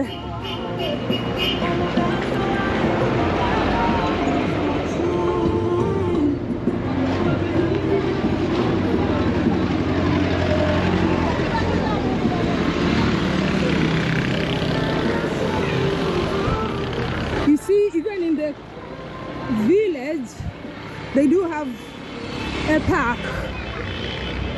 You see?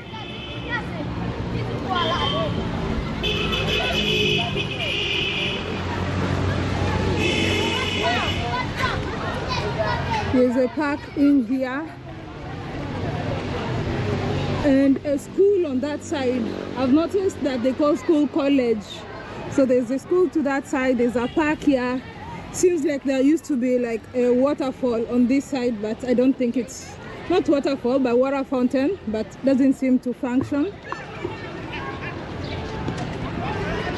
There's another school there, kindergarten school over there.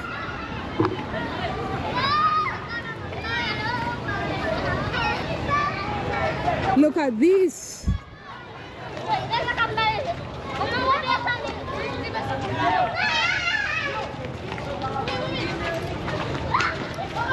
There's a court, there's a basketball court. The kids are playing football, but I can see the basketball, the place where you score. I don't know the term called the place where you score, but this is a basketball court, and the kids are playing football. Lovely. And there's a stage over there, so if you want to have events, if you're hosting events, I think that's the stage you'd use. I don't know, let's go close. This is Haiti, guys. This is Haiti. And I'm a solo female traveler, and I'm just walking in the street solo. Yeah, you see, this is the stage. Bonjour. Do you speak? Picture this. You're sitting at home like. There's immense value in creating. This is the stage where if you are having an event. Like. There's immense value in creating space for us to process our own emotions and to tackle underlying. The stage where you can perform, but for now. Head on. And there's no easier way to. Let's go, let me go get some food. And through there. Yeah, so this is the stage where if you are having an event, this is the stage where you can perform. But for now, let's go, let me go get some food before we proceed.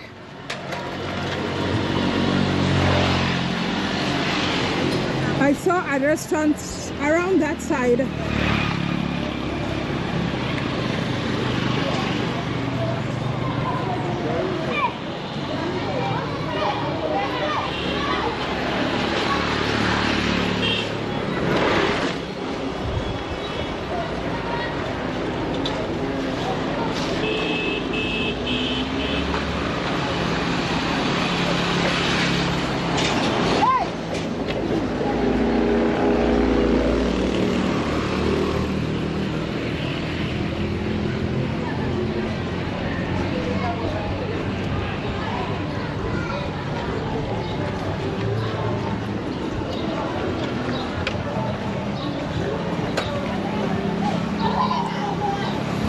Yeah, is this the restaurant? No, it's not this one.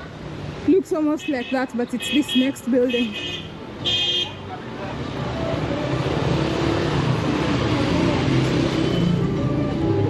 So let's get some food here. Express Restaurant Camperine.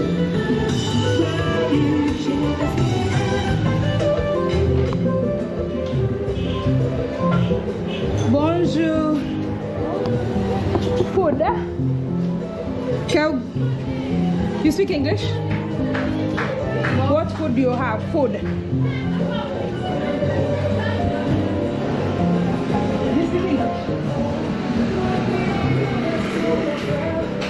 Quelle nourriture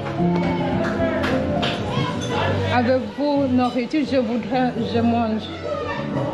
Fini? Il n'est pas nourriture. Seulement frites à occasion. Hein? Banane pesée. Banane pesée avec qui? Viande. Viande bœuf ou bien griot. Griot et cochon. Il n'est pas riz. Non. Riz fini? Oui. So banane pesée avec? Avec viande, avec griot, bien tasso, bien poulet. Oh. Non. Combien? C'est avec pour prendre $120, 600 goods. 600 goods. C'est avec pour prendre. Oh, so I'm here and I'm winging it. I'm truly winging it with Google Translate. So the food is over, but I've been able to order something else. I've asked for them to give me banane pesée, which is the plantain that they squeeze or they flatten, and they're gonna serve that with me beef. They're gonna serve that with beef. I told them I don't like the fried beef because I can't have two fried things at once, because what if it chokes me? So I know that's very common to have here, but I prefer to like customize it, and I'm going to be having it with like stewed beef. I feel like that's gonna be better. Merci. Épices aussi, la nourriture. Fondez la nourriture avec chien épices. Épices. Tu ne comprends pas? No. Okay, I'm going to try and translate. Bring it with spicy onions and I think vinegar or cucumber that they always give on the side. On the side. D'accord, merci. Oh no, that's how you wing it. So I'm using Google Translate. Coming through for me. Guess who I just spotted from my window? What are you doing here? I saw him walking in the streets and called him. What do you say? What are you doing here? Where are you going? I'm going to my friend Johnny. Johnny? Yeah. Where? Taylor? Yeah. You walking or you gonna take a bike?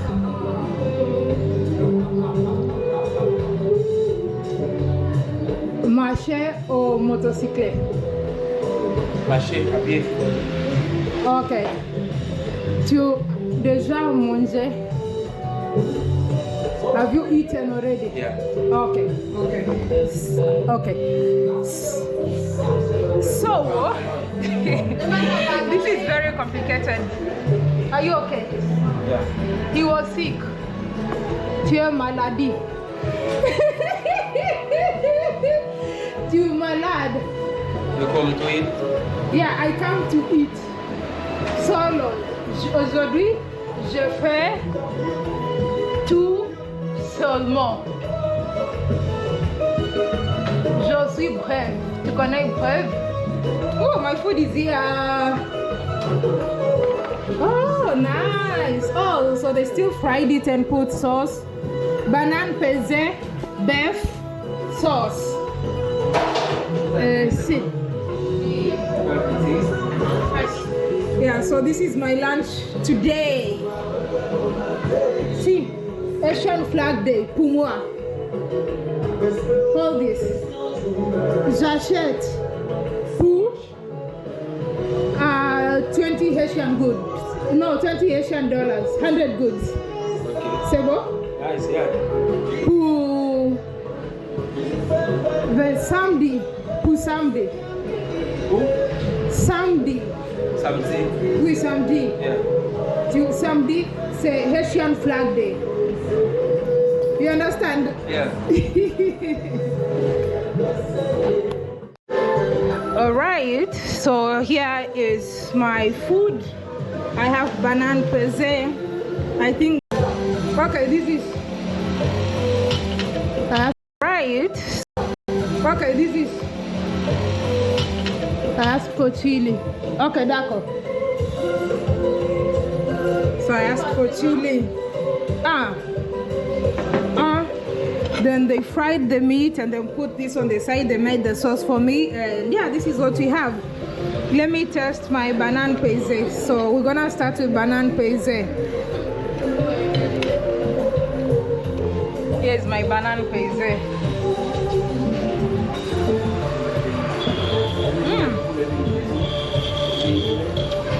Really good. So because it's dry, I dip it on the beef sauce and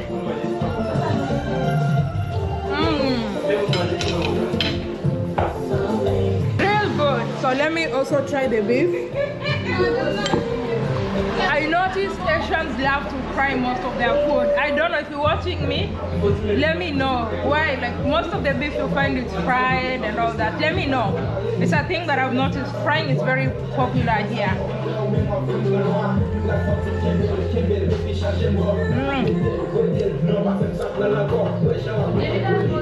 You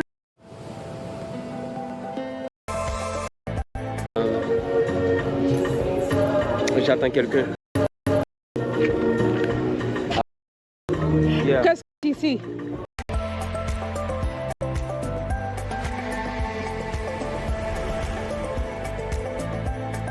You remaining here? Tu restes ici?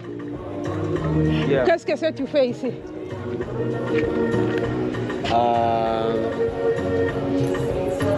J'attends quelqu'un. Oh, okay, you're waiting for your girlfriend? Yeah, no. Ton petit ami, au revoir. Au revoir. Anyway, so next thing I need to do is to go do my hair. The food was great and it cost 600 good. So 600 good is like four and a quarter or $4.50 US. So let's go get someone to do my hair.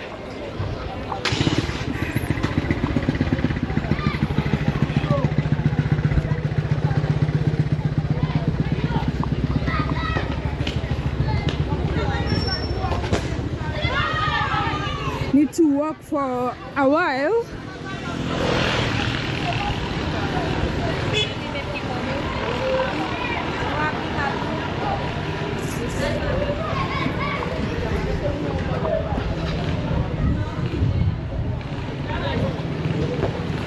There's a police station over there.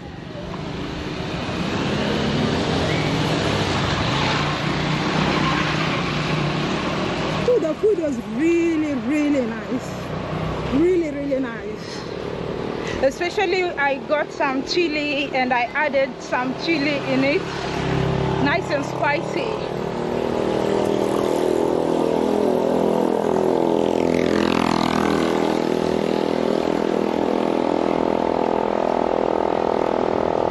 Police station, National Police. Away from the transport center in the market, this is what the village is like. Very quiet, very green and laid back. Also, I have to say this, in case you've noticed that some parts of my hair are done and you're like, why is she going to the salon? It's because we had started working on this yesterday, so we are going to finish. So we just did the edges around the head and we're going to be finishing, so let's go. So calm and quiet right now.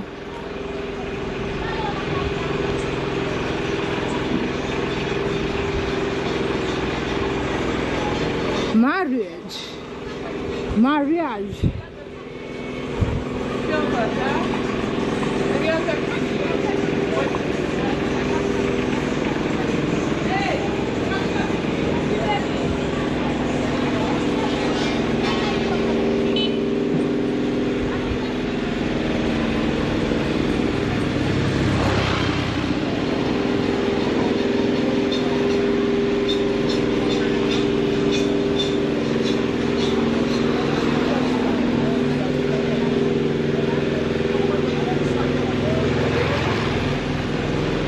Man, this sun is gonna finish me.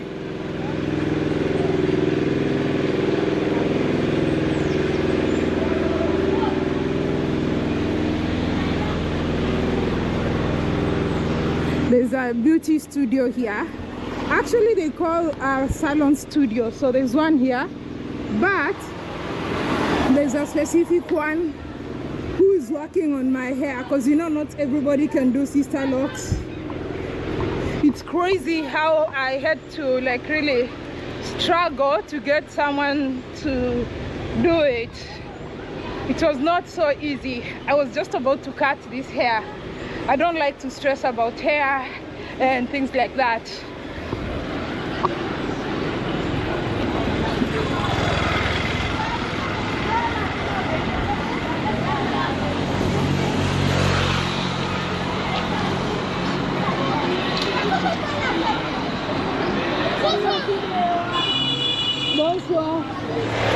Okay.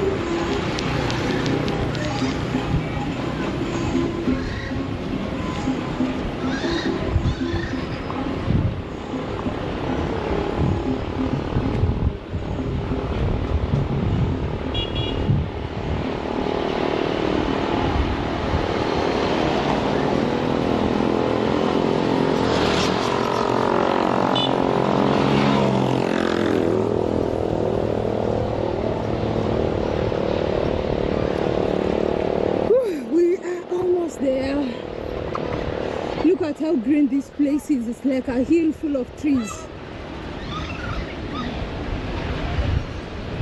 Need to cross around here. I'm almost at my destination. Eish, I can't believe I'm doing this on my own. So it's actually possible to be a solo female traveler and get to move around. Today is just about running the errands and, you know, doing my hair. Bonjour. Il est là? Okay, I made it. Fanny, see? So I'm making it at Fanny's beauty agency. Fanny? Jahib! This is my hair salon today. Bonjour. Bonjour. Look at my beautiful Fanny. Say hi. Hi. What do you do? I'm fine. You're fine. All right. So I'm back.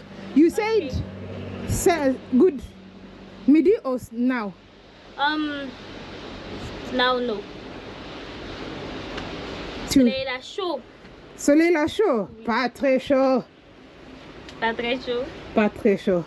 Ah, attends-moi. Oh, okay.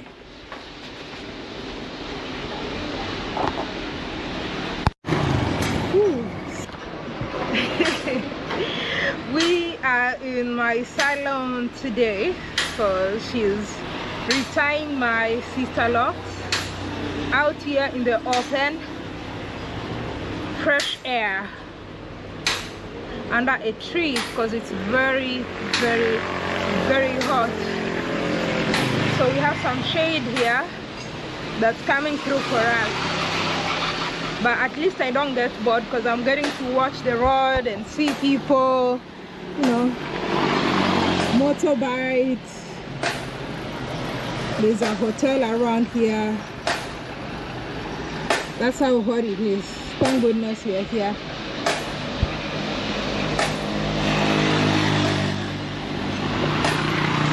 And let me know, what do you think about my nails? She did my nails. She did my nails and the toe as well. Lovely. People watching. Today we are doing people watching as we're doing their hair.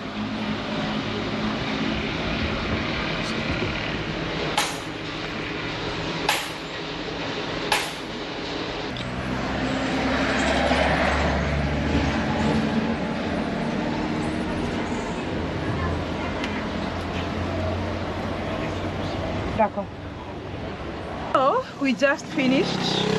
She did an amazing job. Let me turn the camera. Yeah.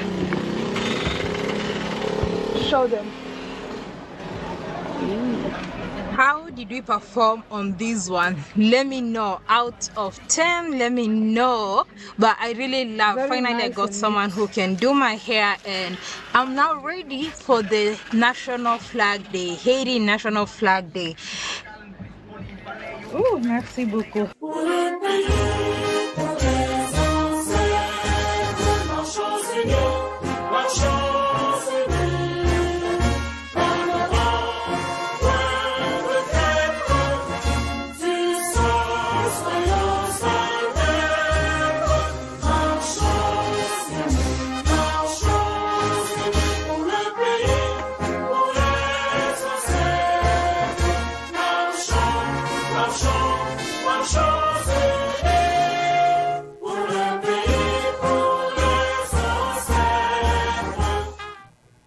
did you know?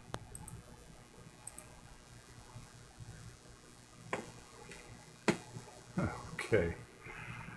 All right. So that was. Oh man. Yeah. I'm sorry about those commercials in there. I was going to edit those out, and I forgot to do that. I've been wanting to stream this thing for weeks now, and I just forgot to take the commercials out. Okay, it's funny. At one spot there, that I was distracted here, and I looked up. She was in the restaurant, and I don't know. I looked away, and I looked up, and I saw this big plate of food filling the whole screen. I thought, oh, another commercial, and I started trying to skip the commercial, but it was her in the restaurant anyway. So, let me get this. I think I'll type the link. Let me type the link into the chat here so people can find this video. Okay, it's going to be kind of complicated here. Let's see, HTTP S, I guess, dot dub. Let's see. I'm on my bad keyboard here. All right, watch.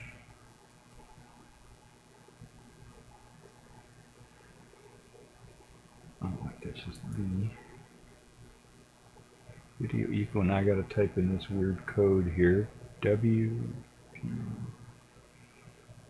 V dash S K U T 2 K K. I think that's it.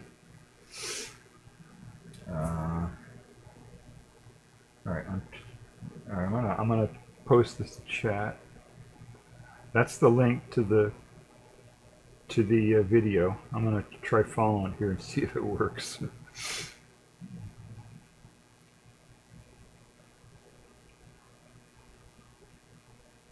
No, it says it's not available. Come on. No. Okay, I just tried to follow that. Maybe I typed it in wrong or something. Let me try something else here.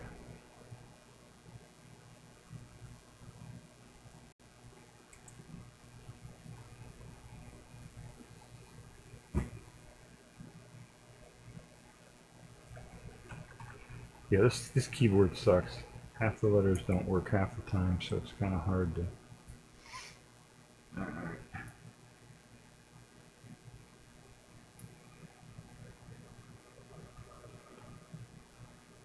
Please stand by.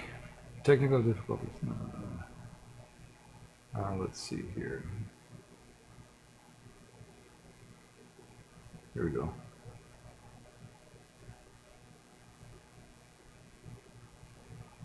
First impressions. Okay. Let's see.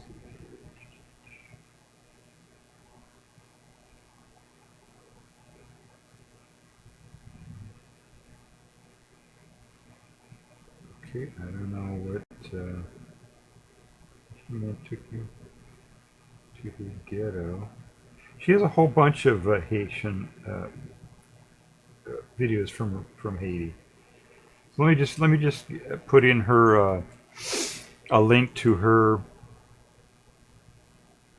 her whole YouTube thing, so you can just watch whatever. I think all of her stuff is Creative Commons. But, okay.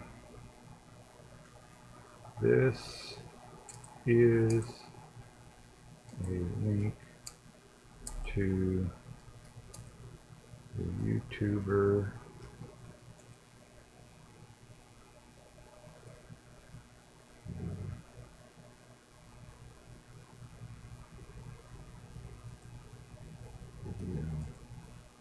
showed.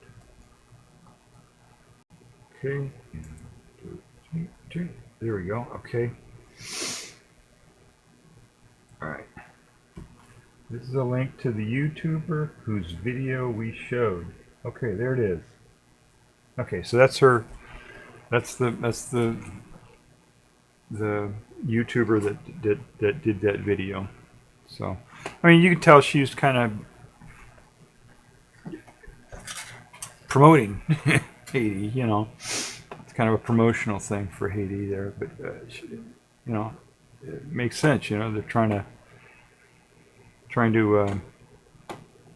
compensate her, you know, for some of the bad stuff that a lot of people are putting out there about Haiti, you know. And yeah, they're having trouble, you know, with their government and stuff like that. So are we, you know. So a lot of people, and it just, you know, they that country kind of survives on a large part on tourism and stuff like that. So that kind of hurts them in tourism, you know. So yeah, it's kind of funny watching that. She was, so she went to a restaurant, she went to a beauty shop, you know, did all this stuff. I don't know what was going on there with that guy at the restaurant that she met there. At the end she says, "Oh, you're waiting for your girlfriend?" And he goes, "Yeah." I mean, no, you know. So that was kind of funny. All right, so that's Haiti. Yeah, yeah, it's. I don't do a lot of traveling. If I traveled, I might go there. I don't do well in the heat. If it's really hot, I don't like. You know, it's just too hard for me to go to. So I'm probably not a good tourist for tropical places. But yeah, and I imagine it's pretty cheap down there too. You know, to travel. I don't know what the costs are, but I would imagine it's cheaper right now. You know, they're not supply and demand and all that. You know, so I don't know. I'm not much of a traveler anymore. I used to travel years and years ago. I traveled for business all over the place. Not anymore. Not for decades now. All right. So next thing we want to do is Einstein Equivalence Principle redux. Redo. We want to redo that thing. I did a stream about the Einstein Equivalence Principle and how it isn't really equivalent. So let me bring that up and we'll do a review of that. So I'll bring up my little thing here.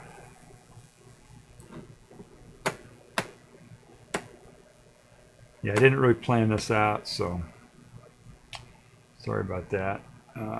Let's see, open. Let's see if I got anything on the equivalence principle here. No, it doesn't look like it. Okay.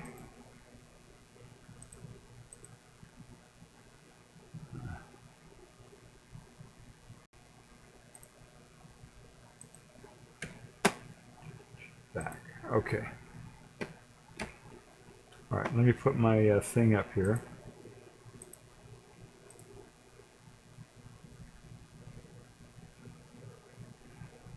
Oh, jeez, this is doing this again.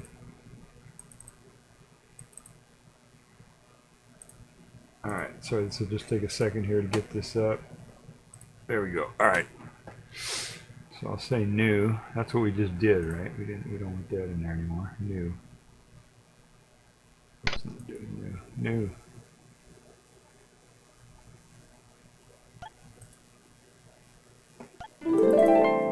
All right, there we go. Okay, so Einstein Equivalence Principle. All right, so what I did is I at the other stream, I wanted to show how it was different. The equivalence principle says that well, there are several different levels of it, but the one we were talking about was if a person is in a room, okay, and the room is on the earth, then they feel gravity pushing up on their butts or their feet or whatever, you know, if they're sitting or standing or whatever, they feel gravity pushing up on them. And Einstein said that if you were in a rocket or something that was accelerating, you know, if the room was up in space where there's no gravity anywhere, you know, from planets and stuff, and you're in that room and the room accelerated, then it would be equivalent. You know what? I actually have a picture here somewhere, I think, that I can put up here, because that will remind everybody. Height equate. Let's see what we got here.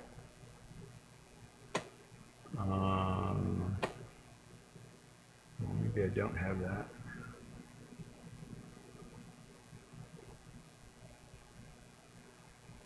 I guess I don't have that. So, if the room is accelerating in space, if it's accelerating fast enough, it'll feel like 1g inside the room, right? Accelerating means that it's gaining speed, right? It's not moving at a constant speed.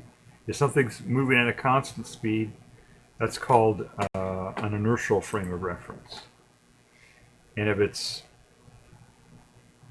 accelerating, that means it's speeding up. It's getting faster and faster and faster all the time.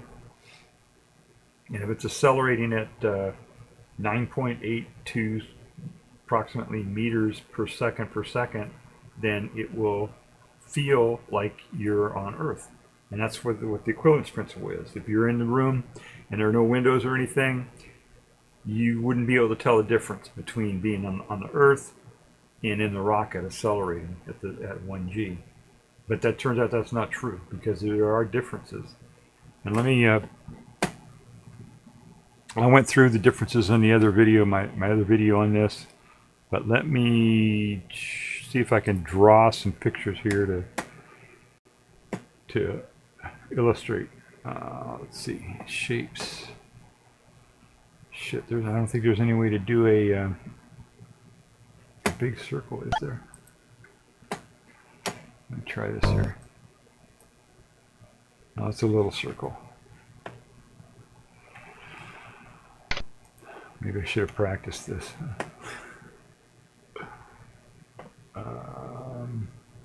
Shapes, there's a circle.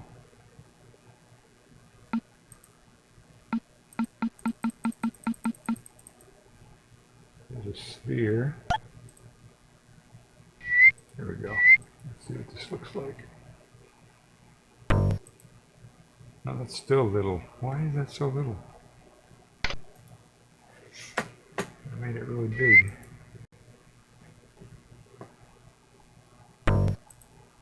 No, okay, it's not going to help me here. I'm going to have to draw this by hand here.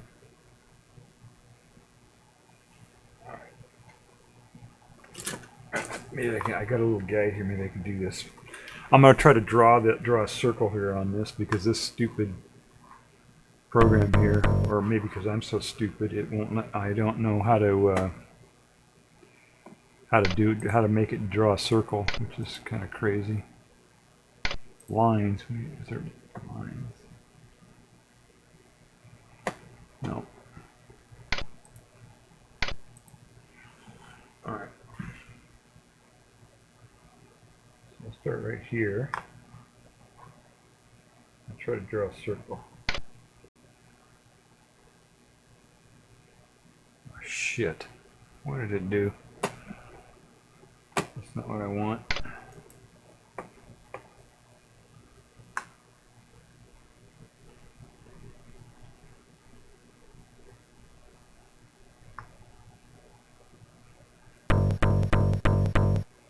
Jesus, what is it doing, man?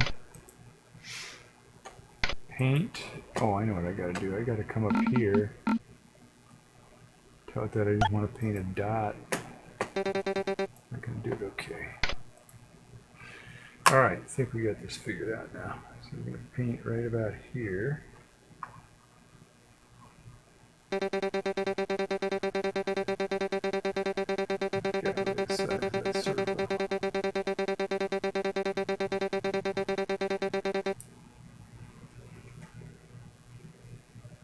Well, I have an aspect ratio problem, I think. Okay, it's going to be an oval. Sorry about that.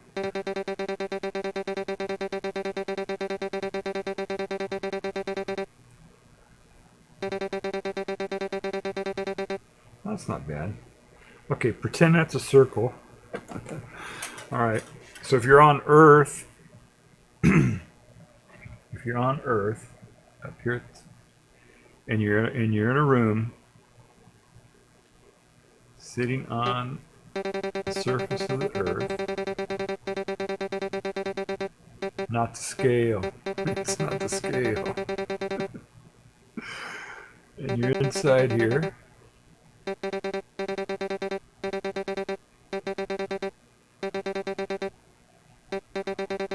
All right.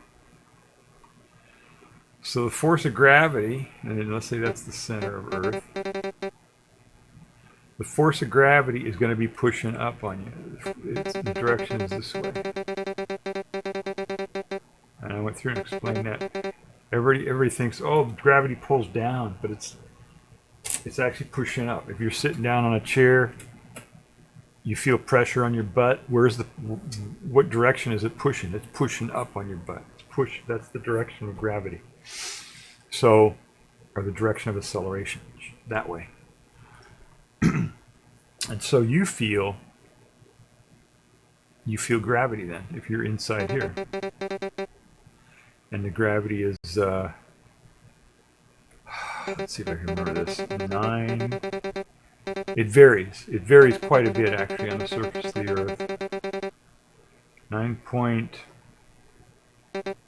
0.065, I think, or something like that.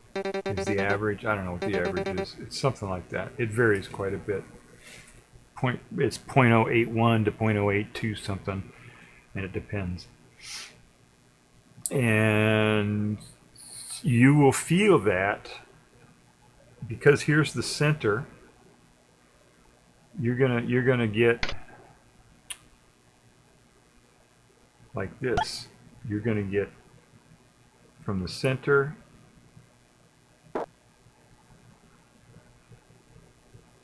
up like this. Whoa. This is the vector of gravity going that way. Or from here.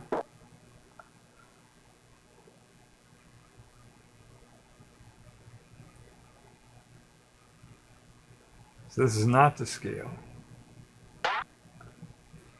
So that's the direction, right? Is going to be this way. I don't know why I didn't put an extra arrow in there. I guess I didn't get it lined up right. So if you had sensitive enough instruments, you could tell that at this location inside the room, it's going a little bit outward that way. And if you're at this side of the room, it's going a little bit outward that way. See what I'm saying? Go back to painting here. You would be able to tell that. But if you were in a rocket ship,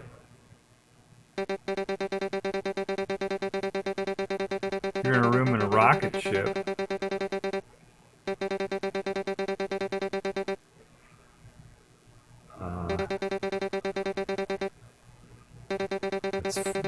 that's exhaust from the water. I don't know what kind of rocket ship it is. But if you're inside a rocket ship in space,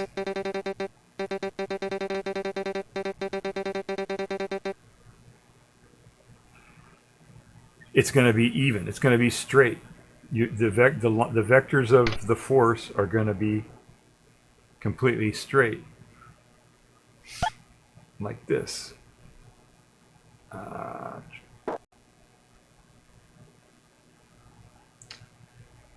My paint program's kind of slow because it's, well, first of all, it's designed for kids.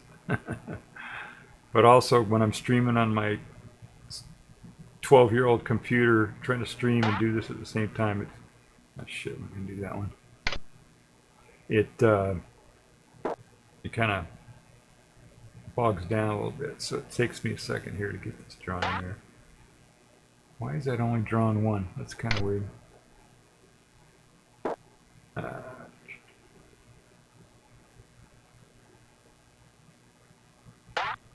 There we go. Shit, and it's sideways. God damn, man.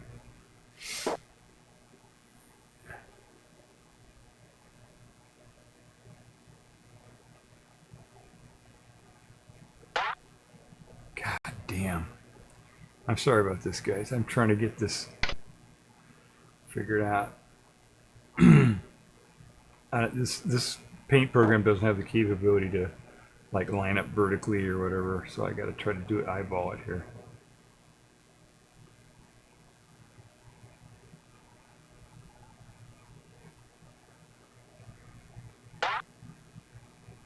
Jesus. All right. You get the idea. It's going to be vertical on both sides. If you're in a spaceship, right? It's not a radial. It's not radiating from in or out or anything like that. It's going to be straight up and down. Holy criminy. Look what this thing is doing, man.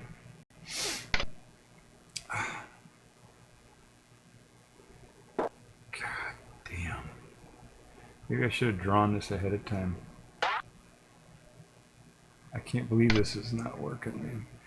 I wanted to just draw a long arrow with a point on the end of it, but apparently I can't do that, or I don't know how to do that.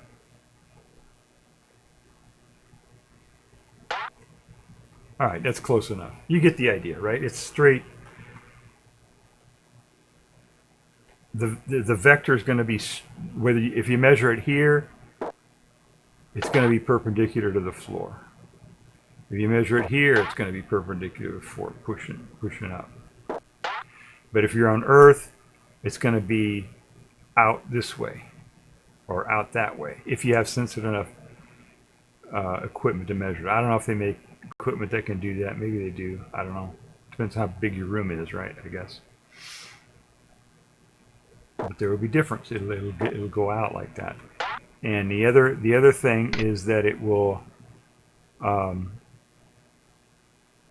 If you measure on the floor, if you're on Earth and you measure on the floor, it will be stronger. The acceleration that you will measure will be stronger on the floor than on the ceiling. And the way that's measured is, oh man, if I can figure this out here. Let's see, the acceleration from gravity is going to be, I don't know how they do this. What the hell is this thing doing here, man? I told it to go to another thing and it won't go. That's what I want, right there. Alright, there. I think this is how you do this. Acceleration from gravity. I think that's how you do that.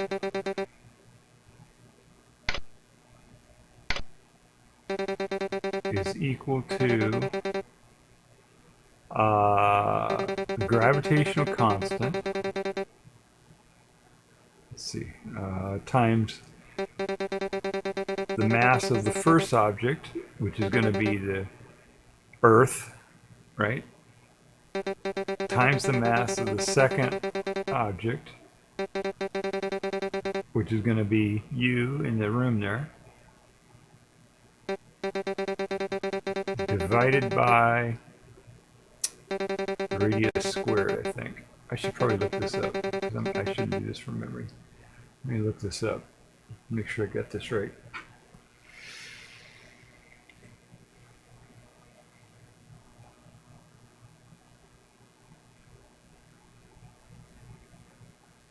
Okay.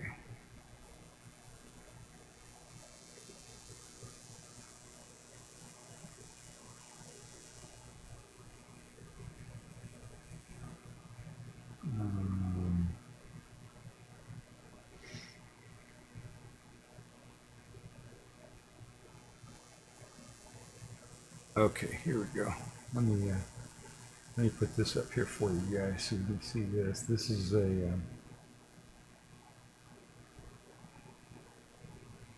this is the wiki page on the equivalence principle, and they should have this formula in here somewhere.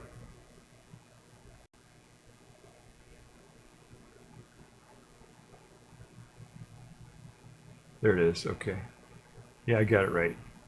They call it a force. It's not a force. I mean, it's force would be if you put an actual, multiply that by how many kilograms. This is the acceleration that you feel.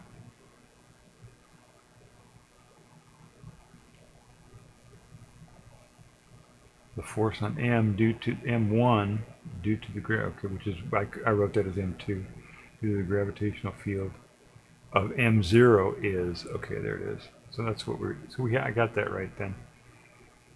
All right.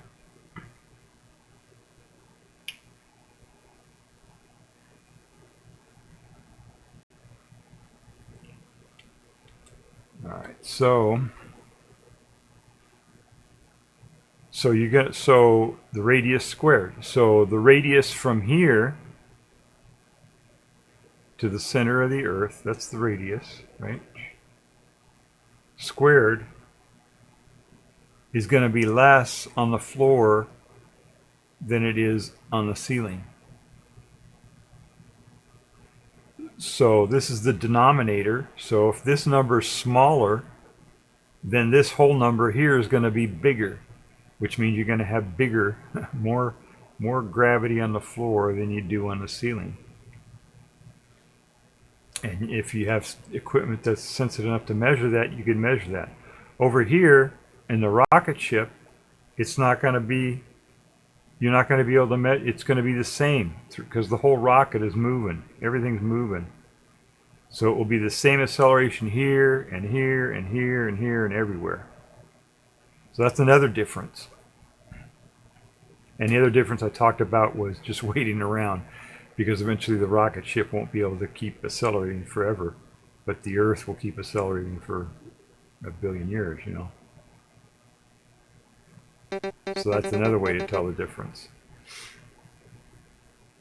So they're not equivalent, and then they said, well, we'll call it equal or local. If you measure at any local spot, then they're equivalent, and that's kind of it. If you just picked one spot, say, okay, we're going to measure it right here, and you accelerate over here at a speed that gets you the same acceleration, then you're not going to be able to tell the difference between those two if it's just one point. But there are issues with that too, because you can't, there's no such thing as a point. Right? It's a theoretical thing.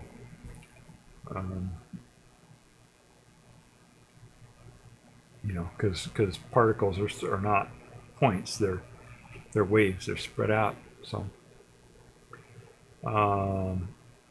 but also even on the time thing, on this one here, if you waited long enough, eventually the rocket won't be able to accelerate anymore, because it'll reach the speed of light or approach the speed of light, and it'll become too massive, and there won't be enough energy for it to continue to accelerate after a few years.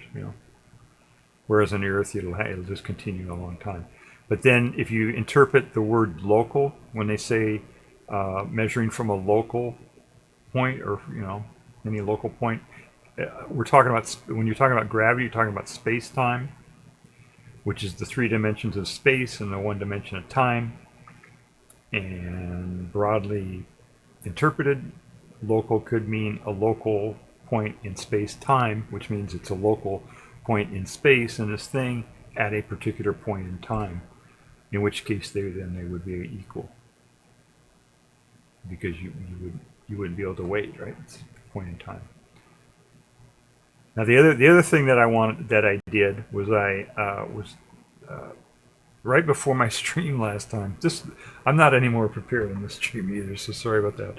But on that other stream, I was not prepared. I just, right before the stream, that day or the day before, whatever, I said, oh, hey, I can do let's do centripetal force, because maybe that would be equivalent, because it's kind of the same thing, right? You've got something spinning around, and I thought, well, that would be equivalent. Instead of having a rocket ship, you could have, a giant space station making artificial gravity. And then you wouldn't be able to tell the difference. But even that, you can tell the difference.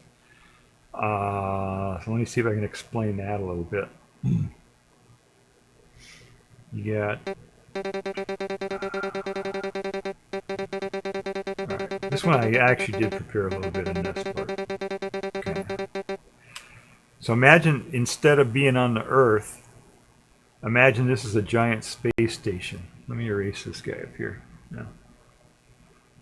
Oh wait, actually I'll need that in there. Alright, let's continue. So this guy, this is the Earth, but let's say this is instead as a giant space station, and maybe it's got little spokes coming out or something. Right, how space stations are. You get little spokes.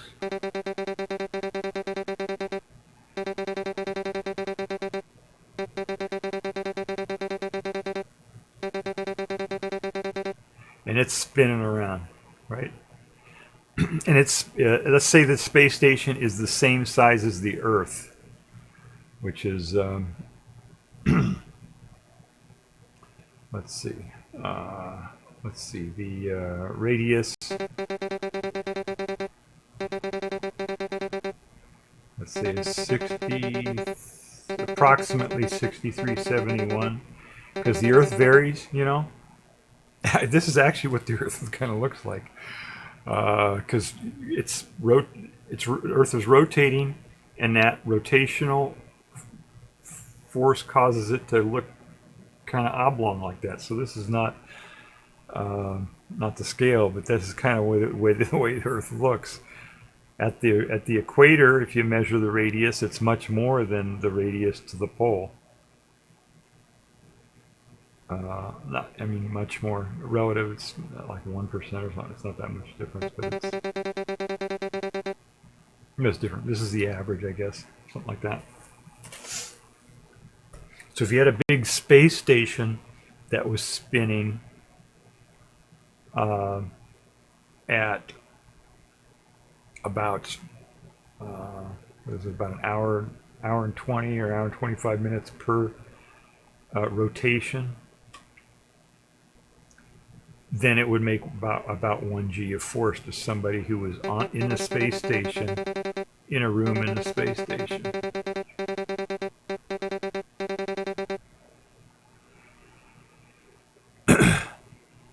And so they would feel, again, a force this way. Centripetal force goes this way. Let me draw that in here. Those shapes, I guess. There we go. There we go.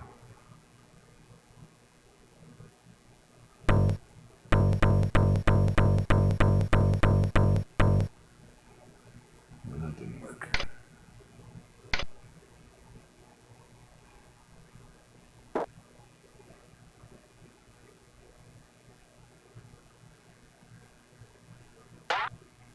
There we go. Good. That's close enough.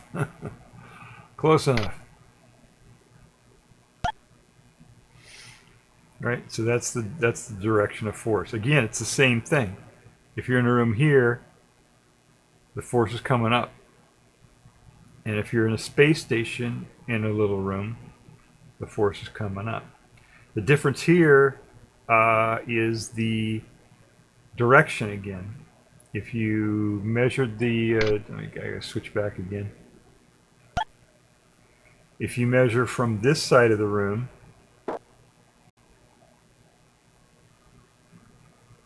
the force is going to go to the center of the space station. And that force is, yeah,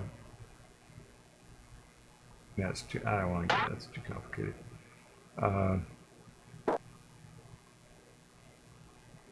It's actually electrodynamic force, centripetal force, ultimately, if you get down to the fundamental forces. So there is a little bit of difference, see? So if you had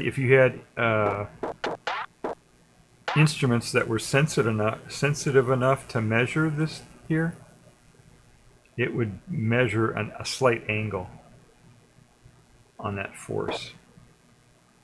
But here the it's going out, Whereas if you were in a space station, the centripetal force would be converging instead of diverging. So there's a difference. So that's not equal either, then, is it? Right?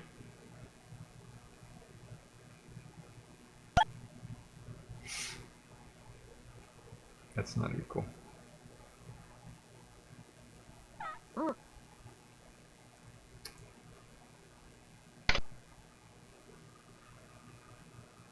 So those aren't equal. And also there would be a difference between the floor and the ceiling. Now in the case, this is where I got kind of confused a little bit. Let me look up the formula for centrifugal force, so we can do that. Let's see, Wikipedia. Where's Wikipedia? I guess that's Wikipedia.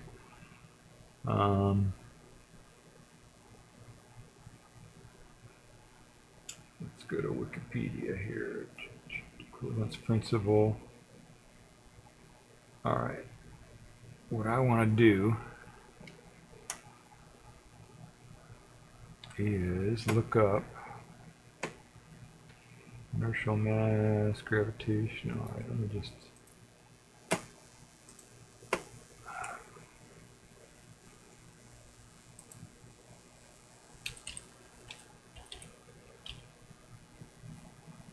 Centripetal force. All right, so that has a different equation for that. That's the velocity. There are two different equations actually for it. One is this would be for the force. This is for the. We're actually talking about acceleration here. What the fuck? Come on, man. What'd you do here? C. So it's the velocity squared divided by the radius, and that is velocity squared times. I'll show you what that is.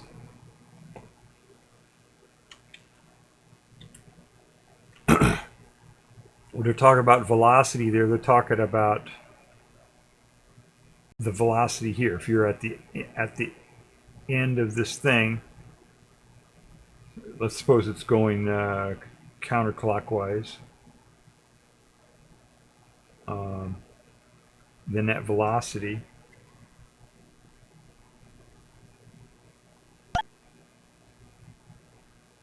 will be this way. Right. Jesus.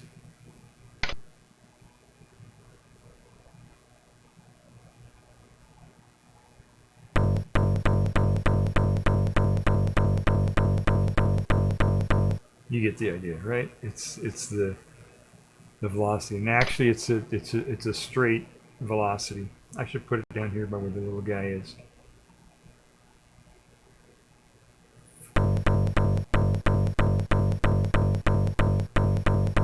There we go. Great. Okay.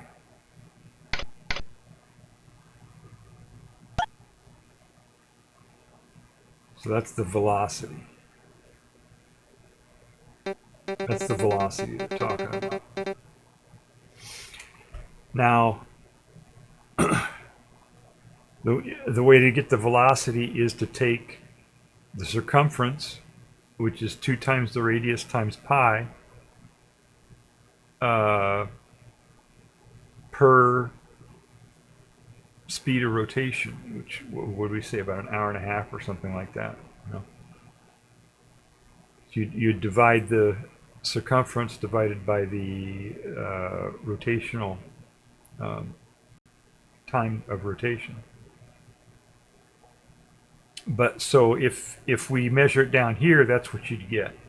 But if you measure it at the ceiling, then the radius will be different. The radius will be less. And less radius means less circumference, which means less distance per time, which means the velocity will be slower up here than down here. And if the velocity is slower, what did we say? The acceleration is equal to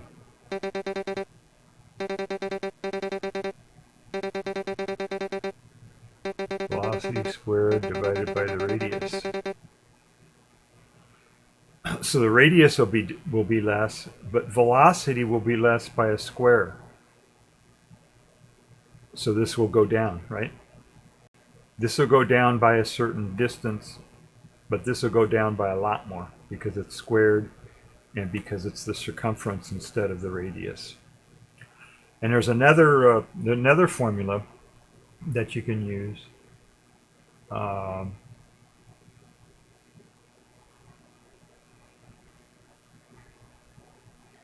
To figure this out, and that's the angular velocity.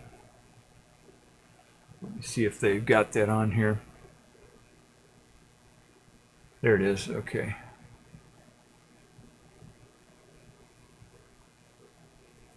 Right, there are two formulas. One is this. This is the force. You just take the m out here. Oh, there it is. Okay, it's up there. No, that's not it. This is to figure out the force. To figure out the acceleration, you just get rid of the mass, right? Because mass times acceleration equals force. So the acceleration would be the radius times the angular velocity squared. Do they have that in here anywhere? No, they don't have that here. But that's what it is. It's the radius. It's the radius times the angular velocity squared. And the angular velocity is 2 pi divided by the time. So these are the two formulas, right?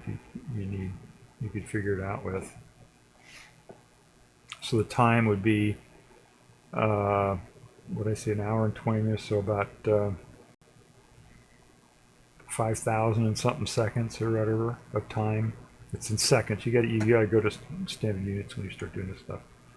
So it's be that many seconds, or 2 pi divided by the time in seconds. Square that and then multiply it by the radius, and that'll get you the acceleration. And it turns out it's different. It's a different thing. It's a different number. And I actually figured this out. Except I can't. Let me go back to. All right, I'm going to look up. First thing I'm going to do, I'm going to put my mug up here because I got to start browsing here, and I don't want anything. I don't want to make a mistake and put something up there that Twitch doesn't like. So.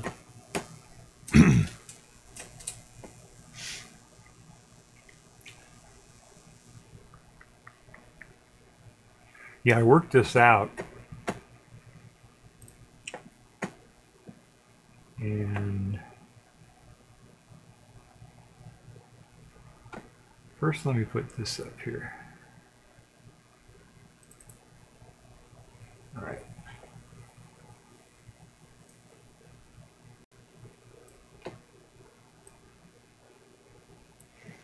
I made a little graph of this. So I did do some preparation here, believe it or not.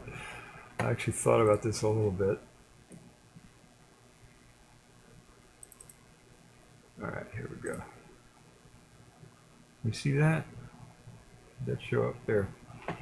So I did a little chart here, and this is just basically the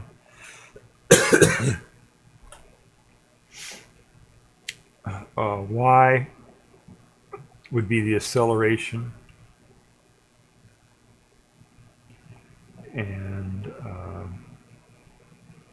this is the gravitational constant, 6.674 times 10 to the minus 11. That's the universal gravitational constant.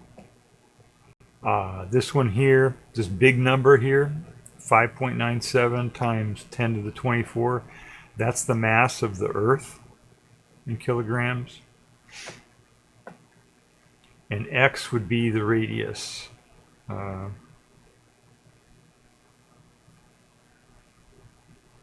far you are with the radius. And I multiplied it by, I divided it by 10,000 because this, you wouldn't be able to see on the scale here. So the y here is multiplied by, or divided by 10,000. So it's 10, it'd be much less than this, right? It'd be really small, but I multiplied it by 10,000 so you can see it. And so this one here is 2, remember that other formula, 2 pi divided by the time. This is the time, 5060.95 is what is a number I picked that got me kind of an average, a number for that'd be close to the gravitation of Earth and the space station with artificial gravity. And this is what it looks like. This red line here is Earth gravity. So it goes like this, right? As you get, out here, this would be the surface of the Earth right here. And these numbers this number matches up actually. This is meters. So this number would match up, I think. 6 times 10 to the 6, is that right? Yeah. So this would be the Earth's, it might be more than that actually. 6 times 10 to the 6. Yeah, it's what do we say, 6370? No, that's not quite right. That's divided by 10 or something too. But this is where the surface of the Earth would be. And if you imagine if the Earth shrunk and got smaller and smaller and smaller and had a smaller and smaller radius, it'd become more dense and the gravity would go up. This is measuring the force of gravity, the acceleration of gravity here. Not the scale. Right? That's the theme. That's the theme recently, not the scale. So the force of gravity would go up and up and up. And as the Earth gets really small, it goes way up. And if you follow this line all the way up, eventually you'd hit a black hole. It's like, I don't know what size of a basketball or something. I don't know. If the Earth got squished down small enough, the acceleration would be faster than the escape velocity of the escape velocity would be higher than the speed of light, and then you'd have a black hole way up here somewhere. So that's what that curve looks like. But when you look at the curve for a space station or anything spinning, making the centripetal force, it's linear. That's this line way down here. And it just goes straight. See? So there is a difference. Even though it... And also this is going to be flipped because the thing is flipped, right? Let me show you that.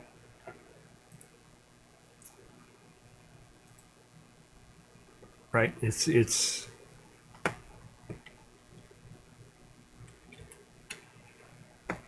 is flipped. This guy down here is on the inside, right? If this was rotating, he got up here, he'd be upside down, right? This guy's on the inside of the thing. This guy's on the outside of the thing. So it's backwards. So if we start at the floor on each of them, say it's 10 meters high or whatever. That's too high. I don't know, 5 meters high or whatever it is. This room. When you're measuring the radius here, the radius at the ceiling is going to be less, right? Because you're getting closer. It's going to be less of a radius. But if you're on Earth, you measure the ceiling from the floor, and then if you go to the ceiling, the radius increases. So it's different. You got to say plus, if whatever formulas you're doing. If you're going to figure out what the radius is of the ceiling, you would say plus h, plus the height of the room. If you're looking at the radius of the space station from the floor, if you're moving to the ceiling, it would be minus the height. The radius would be minus h. You understand what that means? You understand that? You get that? You get that, I think, right? So that's the difference there, which means that this little graph here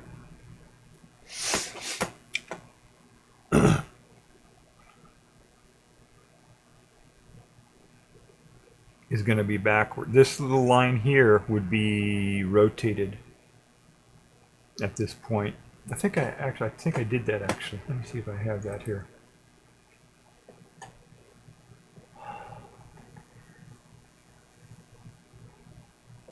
Let me check here. No, that's not it.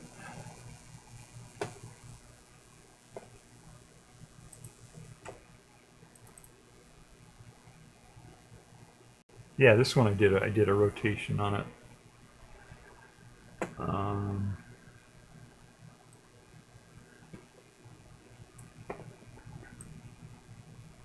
Let me put this one up here for you.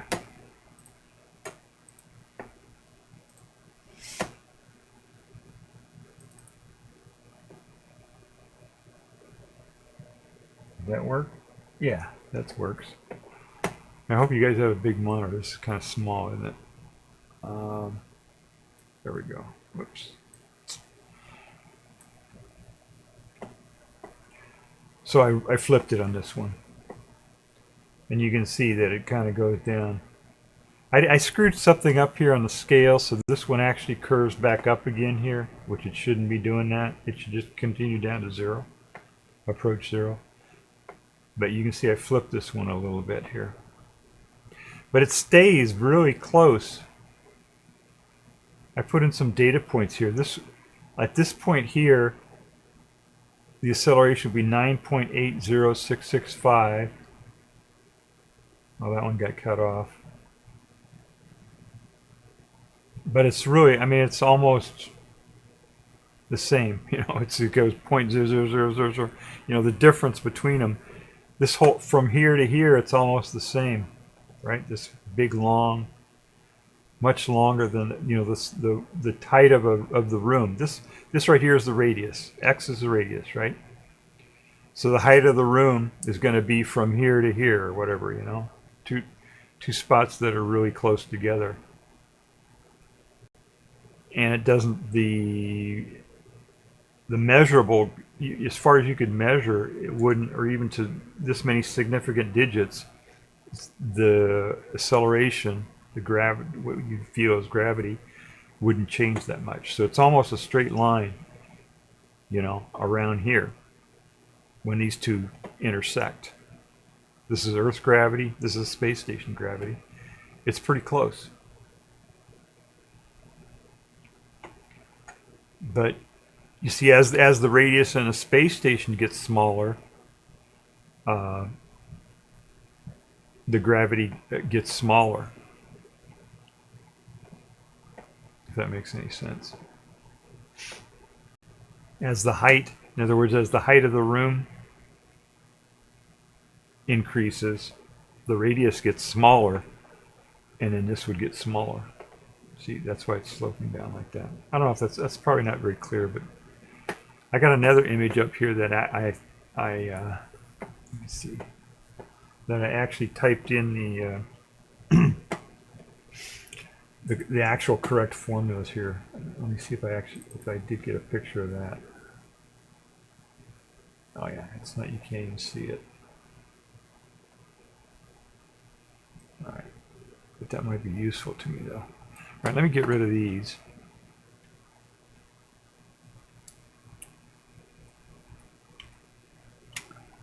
All right.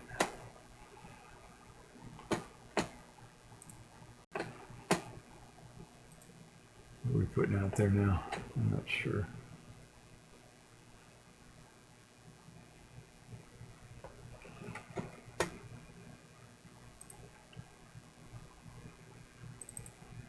All right. Let's do a graph, an actual graph of the a real-time graph. There's a thing out there, a website that will do that for you.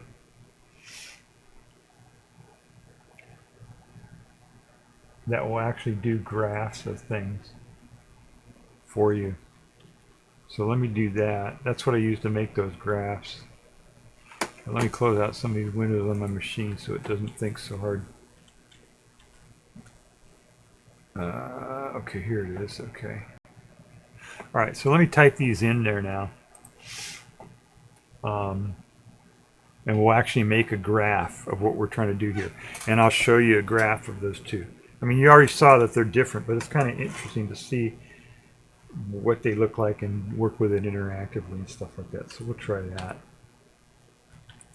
So I'll type in here, this is the gravitational constant, 3.1 or whatever it is.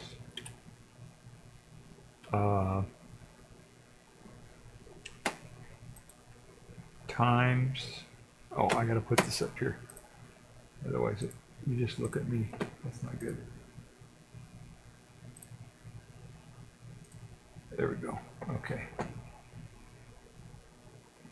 You get that? Did that switch over? Wow, my stream is really delayed there, isn't it? All right, so this is a little graphing thing right here. So I'm typing y, which is going to be the y-axis, which is going to be acceleration, is equal to the gravitational constant times, let's see, I got to put that in. That is that number times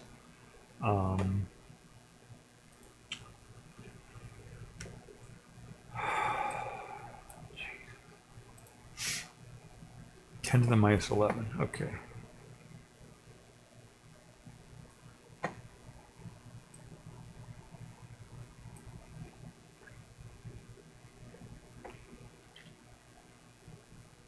No, it's not typing. There we go. 10 to the minus 11. Okay. All right. And then you multiply the gravitational constant times the mass of the Earth, 2168, which is a real big number.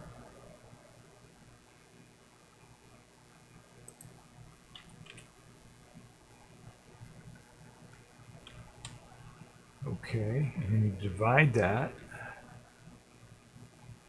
Oh no, not that. I need another parentheses here. And you divide all that. No, that didn't work either. What the fuck? What is this doing here?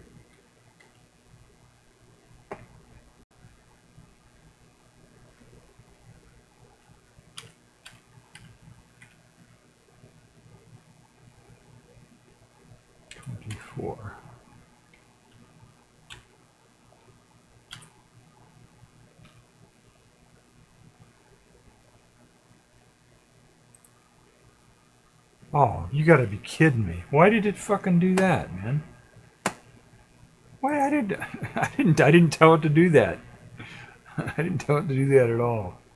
Jesus Christ. Alright, let's try this again, huh? All I did was click on it, try to click at a point to move my cursor, and it erased the whole fucking thing. Unbelievable. Alright.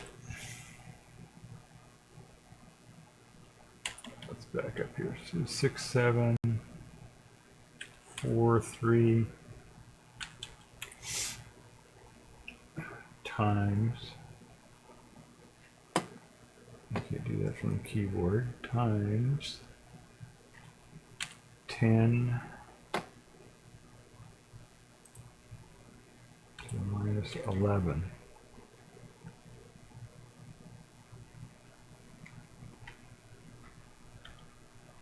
See, I don't understand why it's not. Let's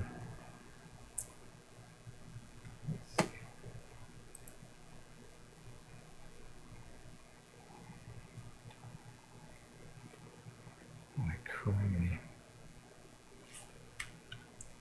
There we go. Okay.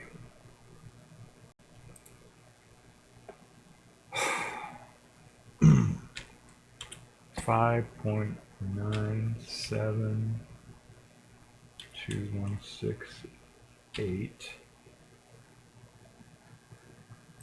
times 10 to the 24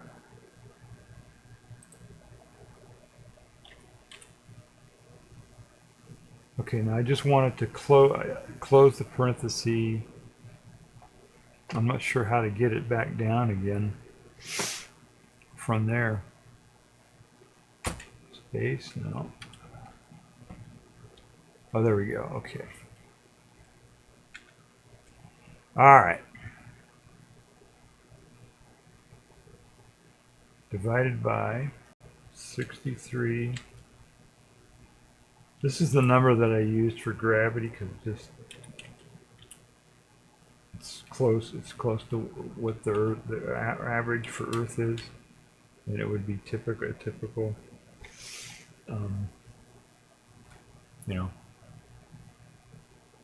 radius. All right. So what we're trying to do here is figure out we're dividing by the radius here. Squared. God, is this going to fuck me up again when I try to click on here?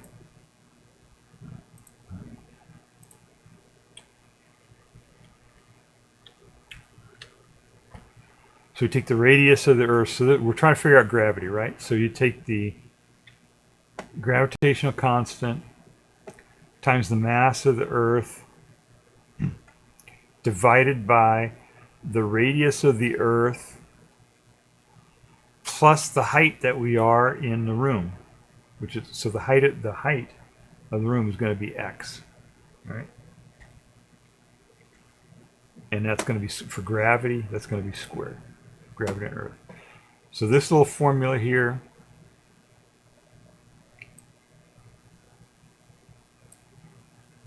plots the height in the room versus the gravity that you would feel. That's what this does. Why does it have a little thing on there? Sorry, I don't know what to do with adjacent numbers. It's all one number. What are you talking about? Oh, I see. I got a dot. I got an extra dot in there. There we go. Oh, that was a good error message it gave me. That was kind of cool. All right, so that plots that. And we have to zoom out to see it, I think. It's not plotted.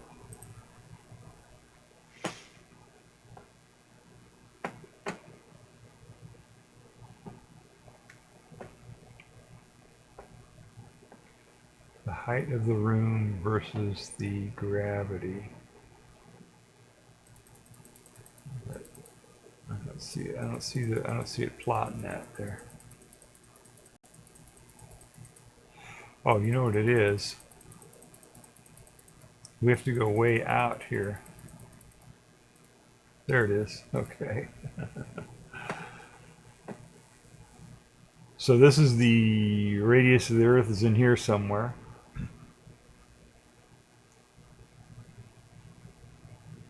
$63.75.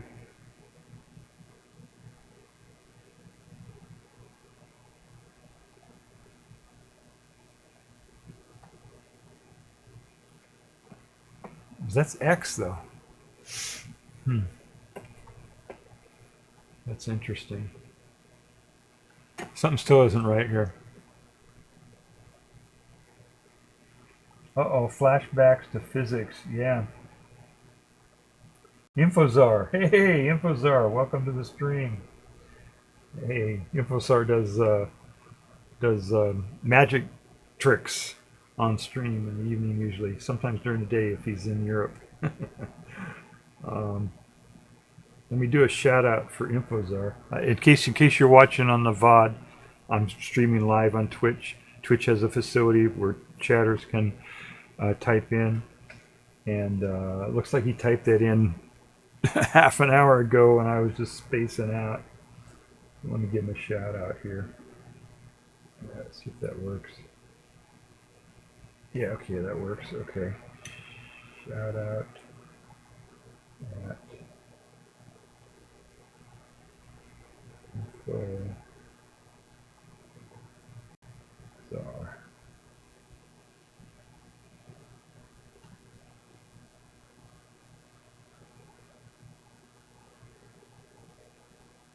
Follow info czar. Okay, there it is. Good. Okay. Yeah, sorry it took so long to respond to that. I was just trying to figure this damn thing out here. So that still doesn't look right to me.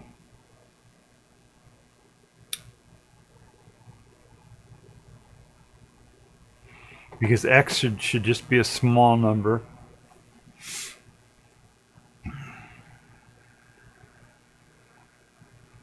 To get that.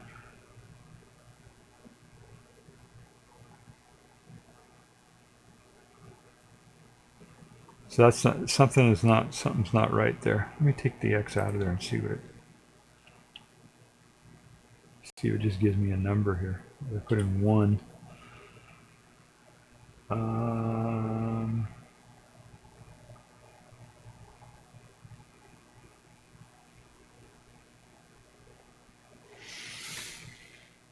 So that's the right. That looks like the right number for gravity, but it's off by a factor of 1,000,000.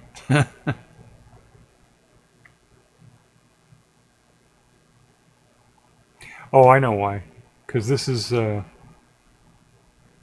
I know why. Because this is in kilometers. This shouldn't be in kilometers. This should be in meters. So we've got to go up here. Right, the diameter or the radius of Earth is 6375 kilometers. So we go 1, 2, 3, and click that. There we go. That's the right number. That's pretty close to the gravity of Earth, right? All right, so that makes a little bit more sense. Let me put the x back in there.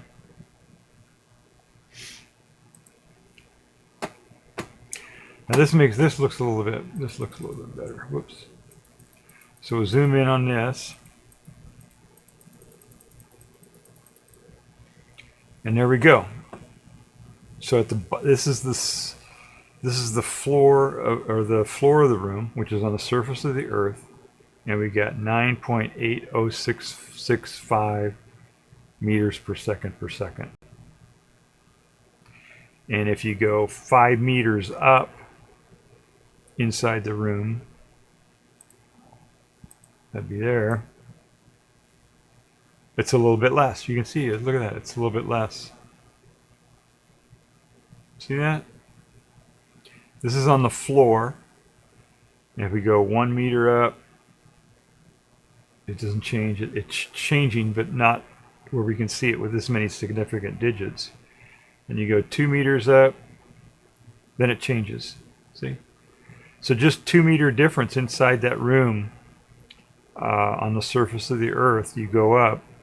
If you're able to measure out that many significant digits, and I think they can, then you would see a difference.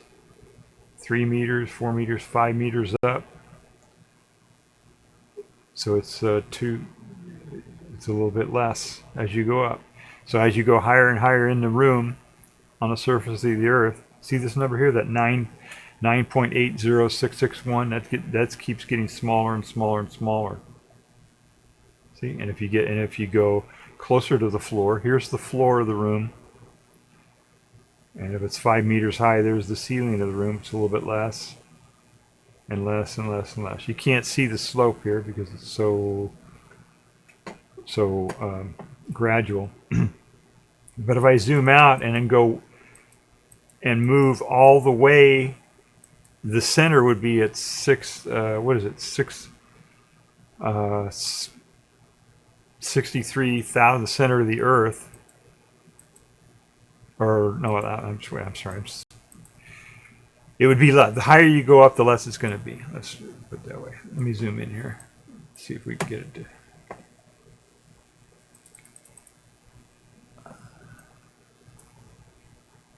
So like if you went up into space, right?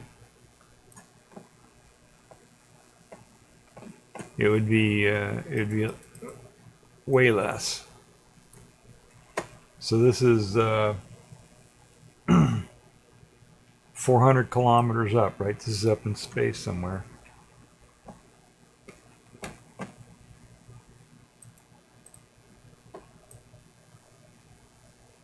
Almost 500 kilometers up. There's still quite a bit there. Wonder how far you'd have to go up to get it down to zero. I mean, it never goes to zero, right? That's the way gravity works. It's supposed to extend forever. So let's go way out here and see if it approaches zero anywhere.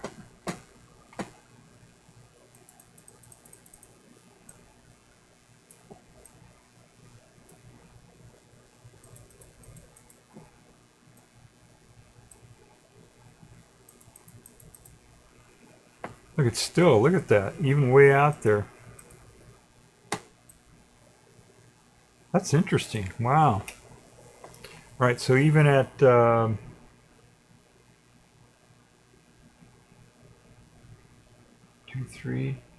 6,000 kilometers out, it's still measuring at about a third of the gravity of Earth. That's interesting. Let's see, if we went out to the moon, what's the moon? 250,000 kilometers, something like that? 300,000 kilometers or whatever. Let's see if we went all the way out to the moon. This isn't taking into account the gravity from the moon, obviously. I don't know if this graph will actually do that. Let's see. Is that right? Times 7?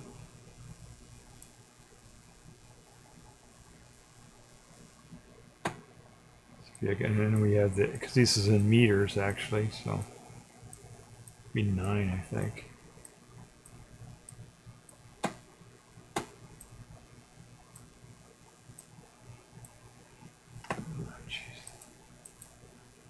I don't know if this little graph will go out that far or not. This little graphing program, but we'll try.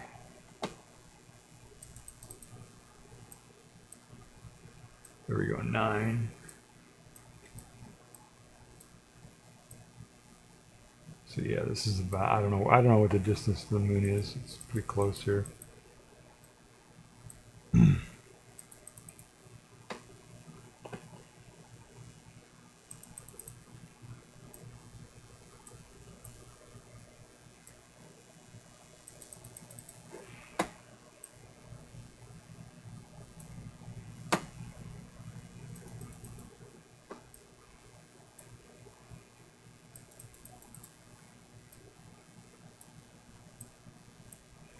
Oh yeah, this is really good. This is much closer to zero, isn't it? Look at this, it's almost zero.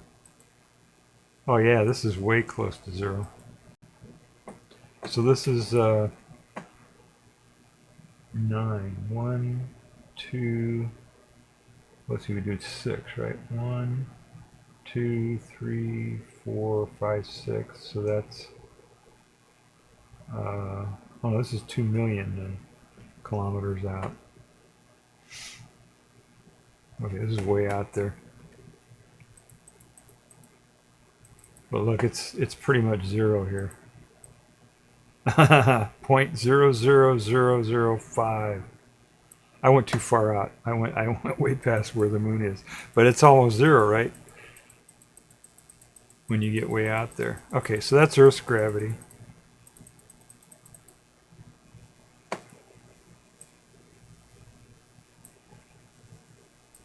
And then if we want to graph on the same graph here, like I did those other example ones.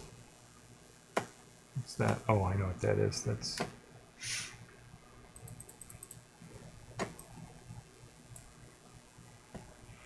this little spike here is the center of the Earth. See that? This little spike in the graph here. This is the surface of the Earth, and we were looking at going from the bottom of the room up a few meters to the ceiling of the room. But if we went the other way and went down to like the center of the Earth, and of course it wouldn't work that way, but if you just imagine the Earth getting smaller by this many, when it gets down to the center, to close to zero radius, then it turns into a black hole. That's what that represents right there, is a black hole. if the radius of the Earth was squished down. That's what that is. That's kind of cool.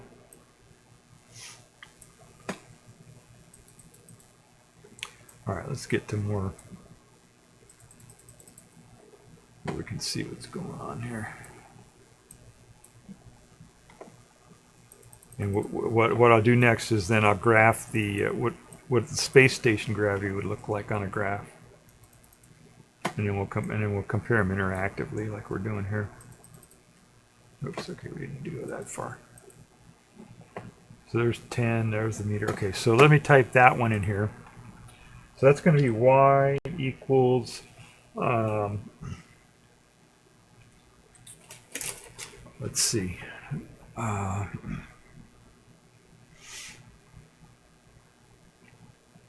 the radius times 2 pi divided by the period, the time period. So I'll type in the radius again, which is the same number, 6. I'll type in the same number exactly. 35416.77314, and we'll do minus x here, right? Minus x. Remember, because they were flipped around. Remember? Do I have to should I show that again? Because they were flipped around, right? On the Earth, let me show that.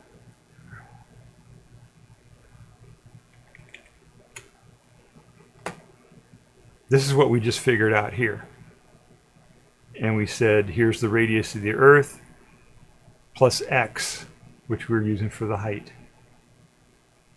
And it gets bigger. So you say the radius plus this height. If we're on a space station, it's flipped around. It's because of the centrifugal force goes the other direction. So the floor is at the radius, which we're making the space station the same size as the Earth. But the radius, as we go to the ceiling, is going to be minus, right? The radius is getting smaller, so it would be minus.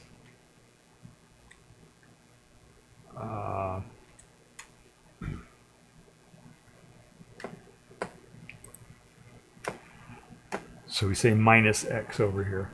And that's times, all right, what is it times? 2 pi divided by the time, because we're using angular velocity here.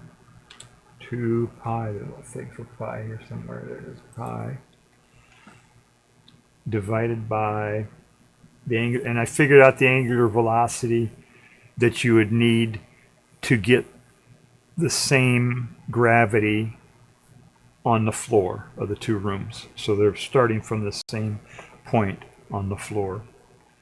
And that velocity is 5,000, let's see, what did I have for 5,066.10073.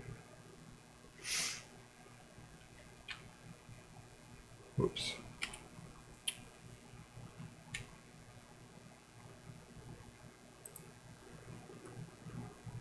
And that is squared. There we go. Oh, and then we have to say x. Yeah, I got the x in there. Okay, so that's good. And they made that one green.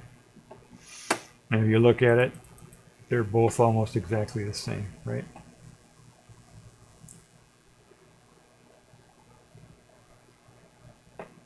But when you zoom out, they're not the same. This one's a little bit different. All right, let me shut this one off and we'll just look at that one. So we got the same gravity on the floor of the room in the space station, spinning around.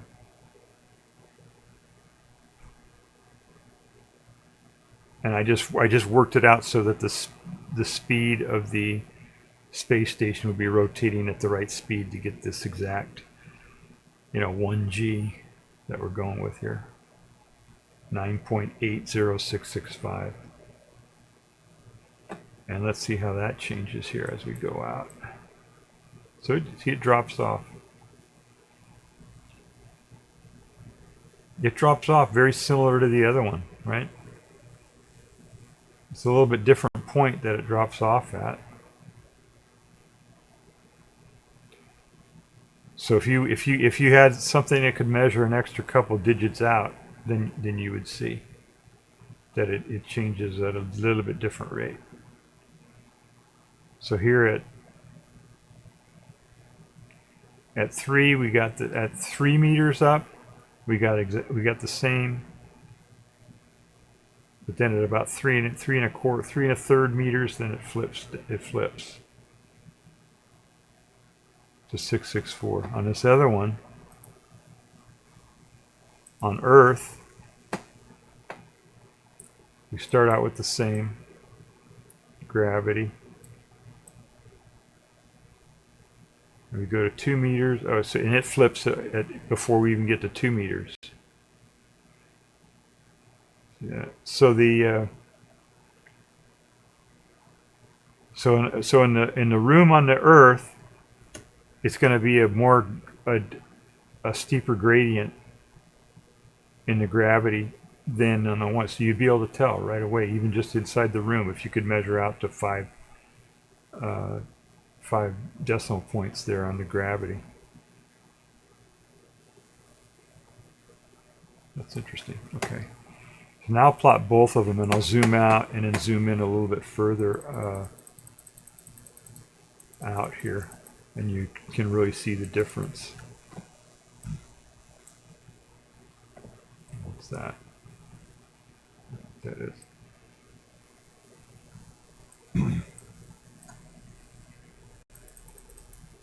Oops.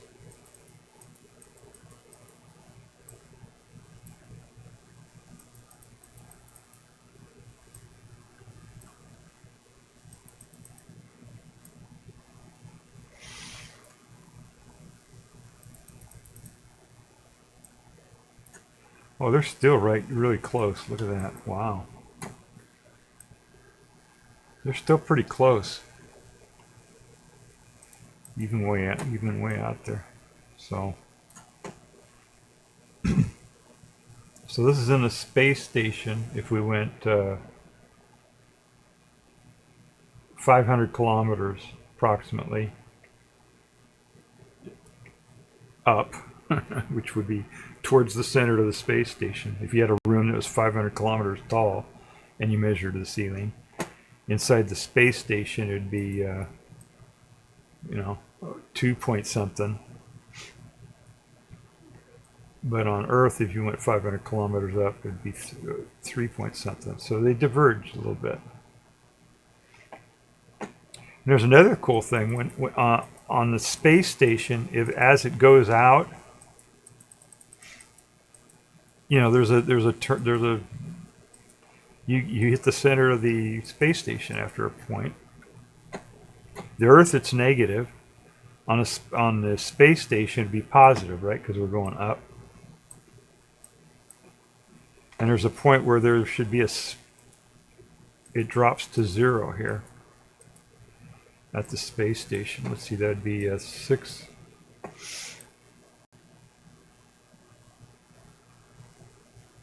Is it 6? Is it 9? Or let's see here. Or is it 8? 2, 3. 1, 2, 3. 4, 5, 6, 7. So it should be 7 actually.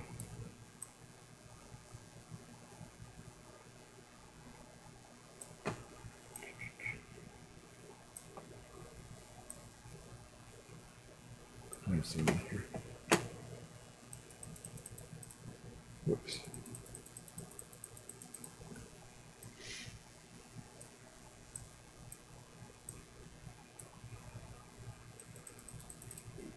I just want to see how where if we can see where it crosses into 0 or where it hits 0. Yeah, see, it's already at 0 here. Almost.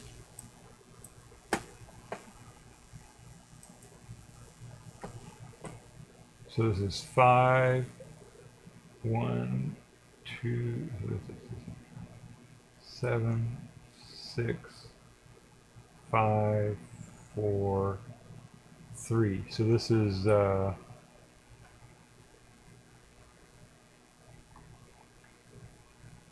how many meters? Yeah, so this has got to be 5370. See, that doesn't seem right either. Because I'm doing this in meters.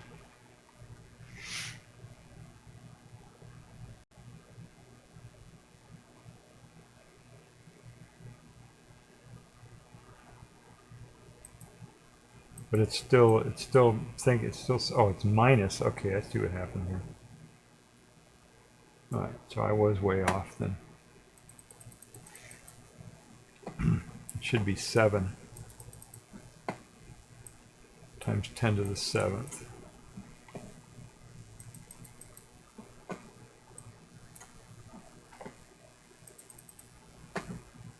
Alright, let's see here. So what I'm trying to do is I'm trying to find out where it hit 0, and it should be at, you know, 6.375 whatever times 10 to the 7th. I'm pretty sure.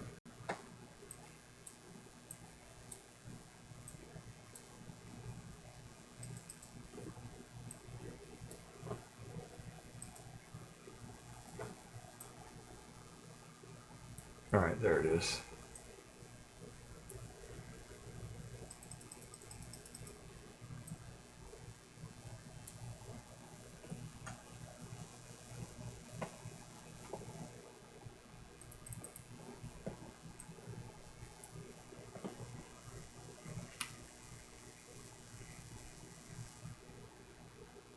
No, it should be times 10 to the 6th actually. I'm pretty sure. Right, isn't that how many meters it would be?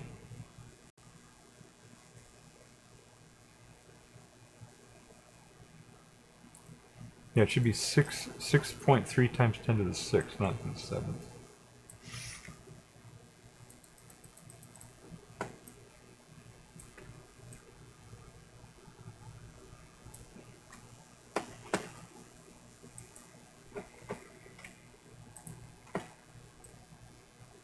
There it is.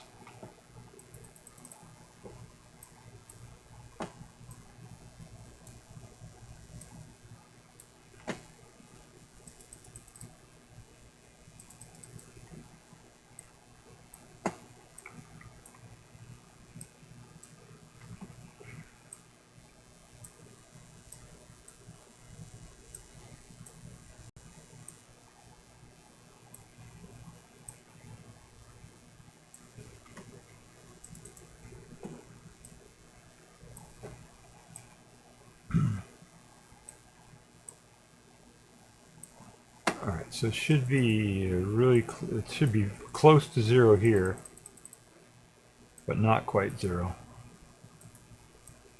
Yeah, there it is, see? So that's at 60, that's like getting really close to the center of the space station.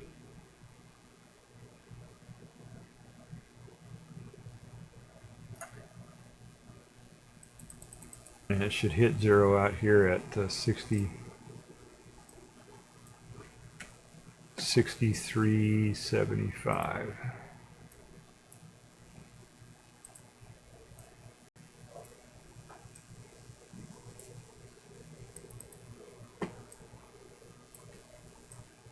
Which is right about there. Okay. 6375,416.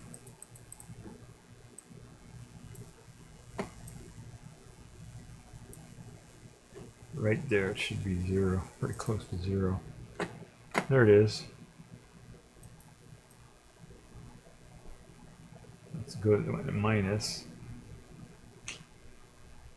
There's the intersection right there.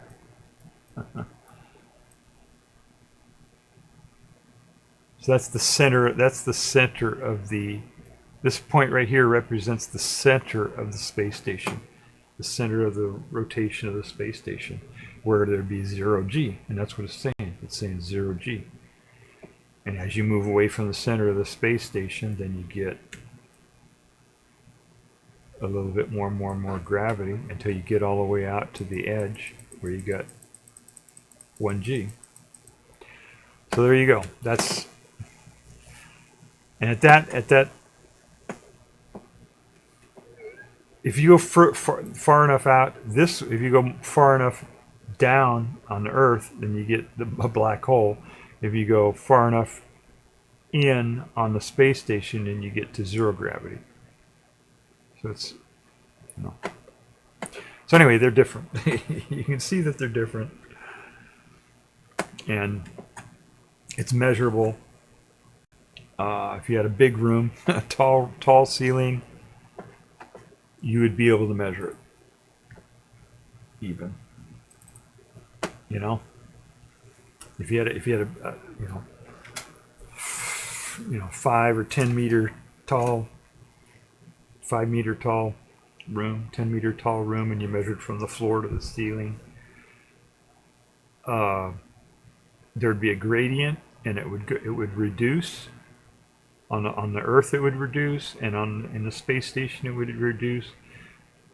But at that point, the gravity would reduce more quickly than the gravity you feel on a space station. So you'd see a different gradient.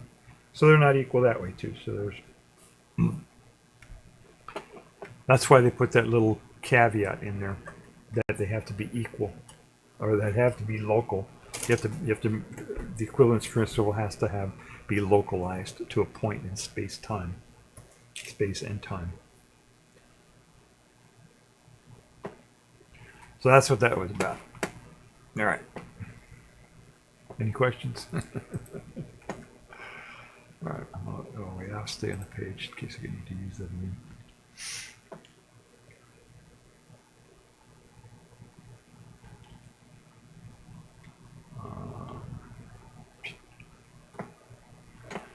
So, let me put this back up here just to summarize what we did, because in case it doesn't make any sense. So we plotted 2 different graphs, right? We plotted the Earth gravity, and we said that was the radius plus the height, and it had a gradient. When you work out the gravity, it gets less as you go up. And we did the same thing for the space station. We figured out the centrifugal force, the acceleration, centripetal acceleration at this point. And as you move up in the room, it gets less. But the difference is that the gradient in the space station is more gradual, at least at this point. It's more gradual. But on Earth's surface, it's a little bit sharper. There's more, it's a sharper curve there. This is actually linear. This is a curve. So there's a difference there too. So it's not equivalent.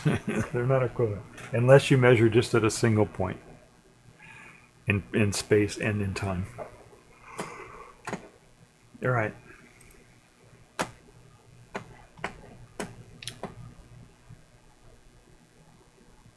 All right, so I've been out here over 3 hours. That's a long string for me. Yeah, I also made a call at the very beginning of the stream. I made a call into C-SPAN on stream, so that was kind of cool. That was fun.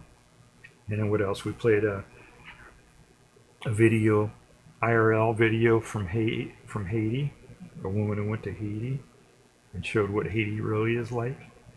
I mean, she was biased too, right? She was biased the other way a little bit, but I mean, it was unedited video for the most part. I mean, just very lightly edited. So, you know, there's probably, you know, there's violence everywhere all the time, right? Every country has violence happening every day. You know, most countries. United States, we had people getting killed all the time, right? So, but if you go out at any particular point and just videotape, you're not going to see violence usually, you know, for the most part. The only time, the reason why it looks like there's more violence is because if people are just walking around like you know, IRL, they usually don't post that on YouTube or whatever, you know, or Facebook or whatever. But if something happens, you know, something dramatic happens, you know, then they post it. So you get this distorted view of what's going on in different places. So, and then we did the equivalence principle, which I just did there. Other related stuff. I don't know what else I got related to this.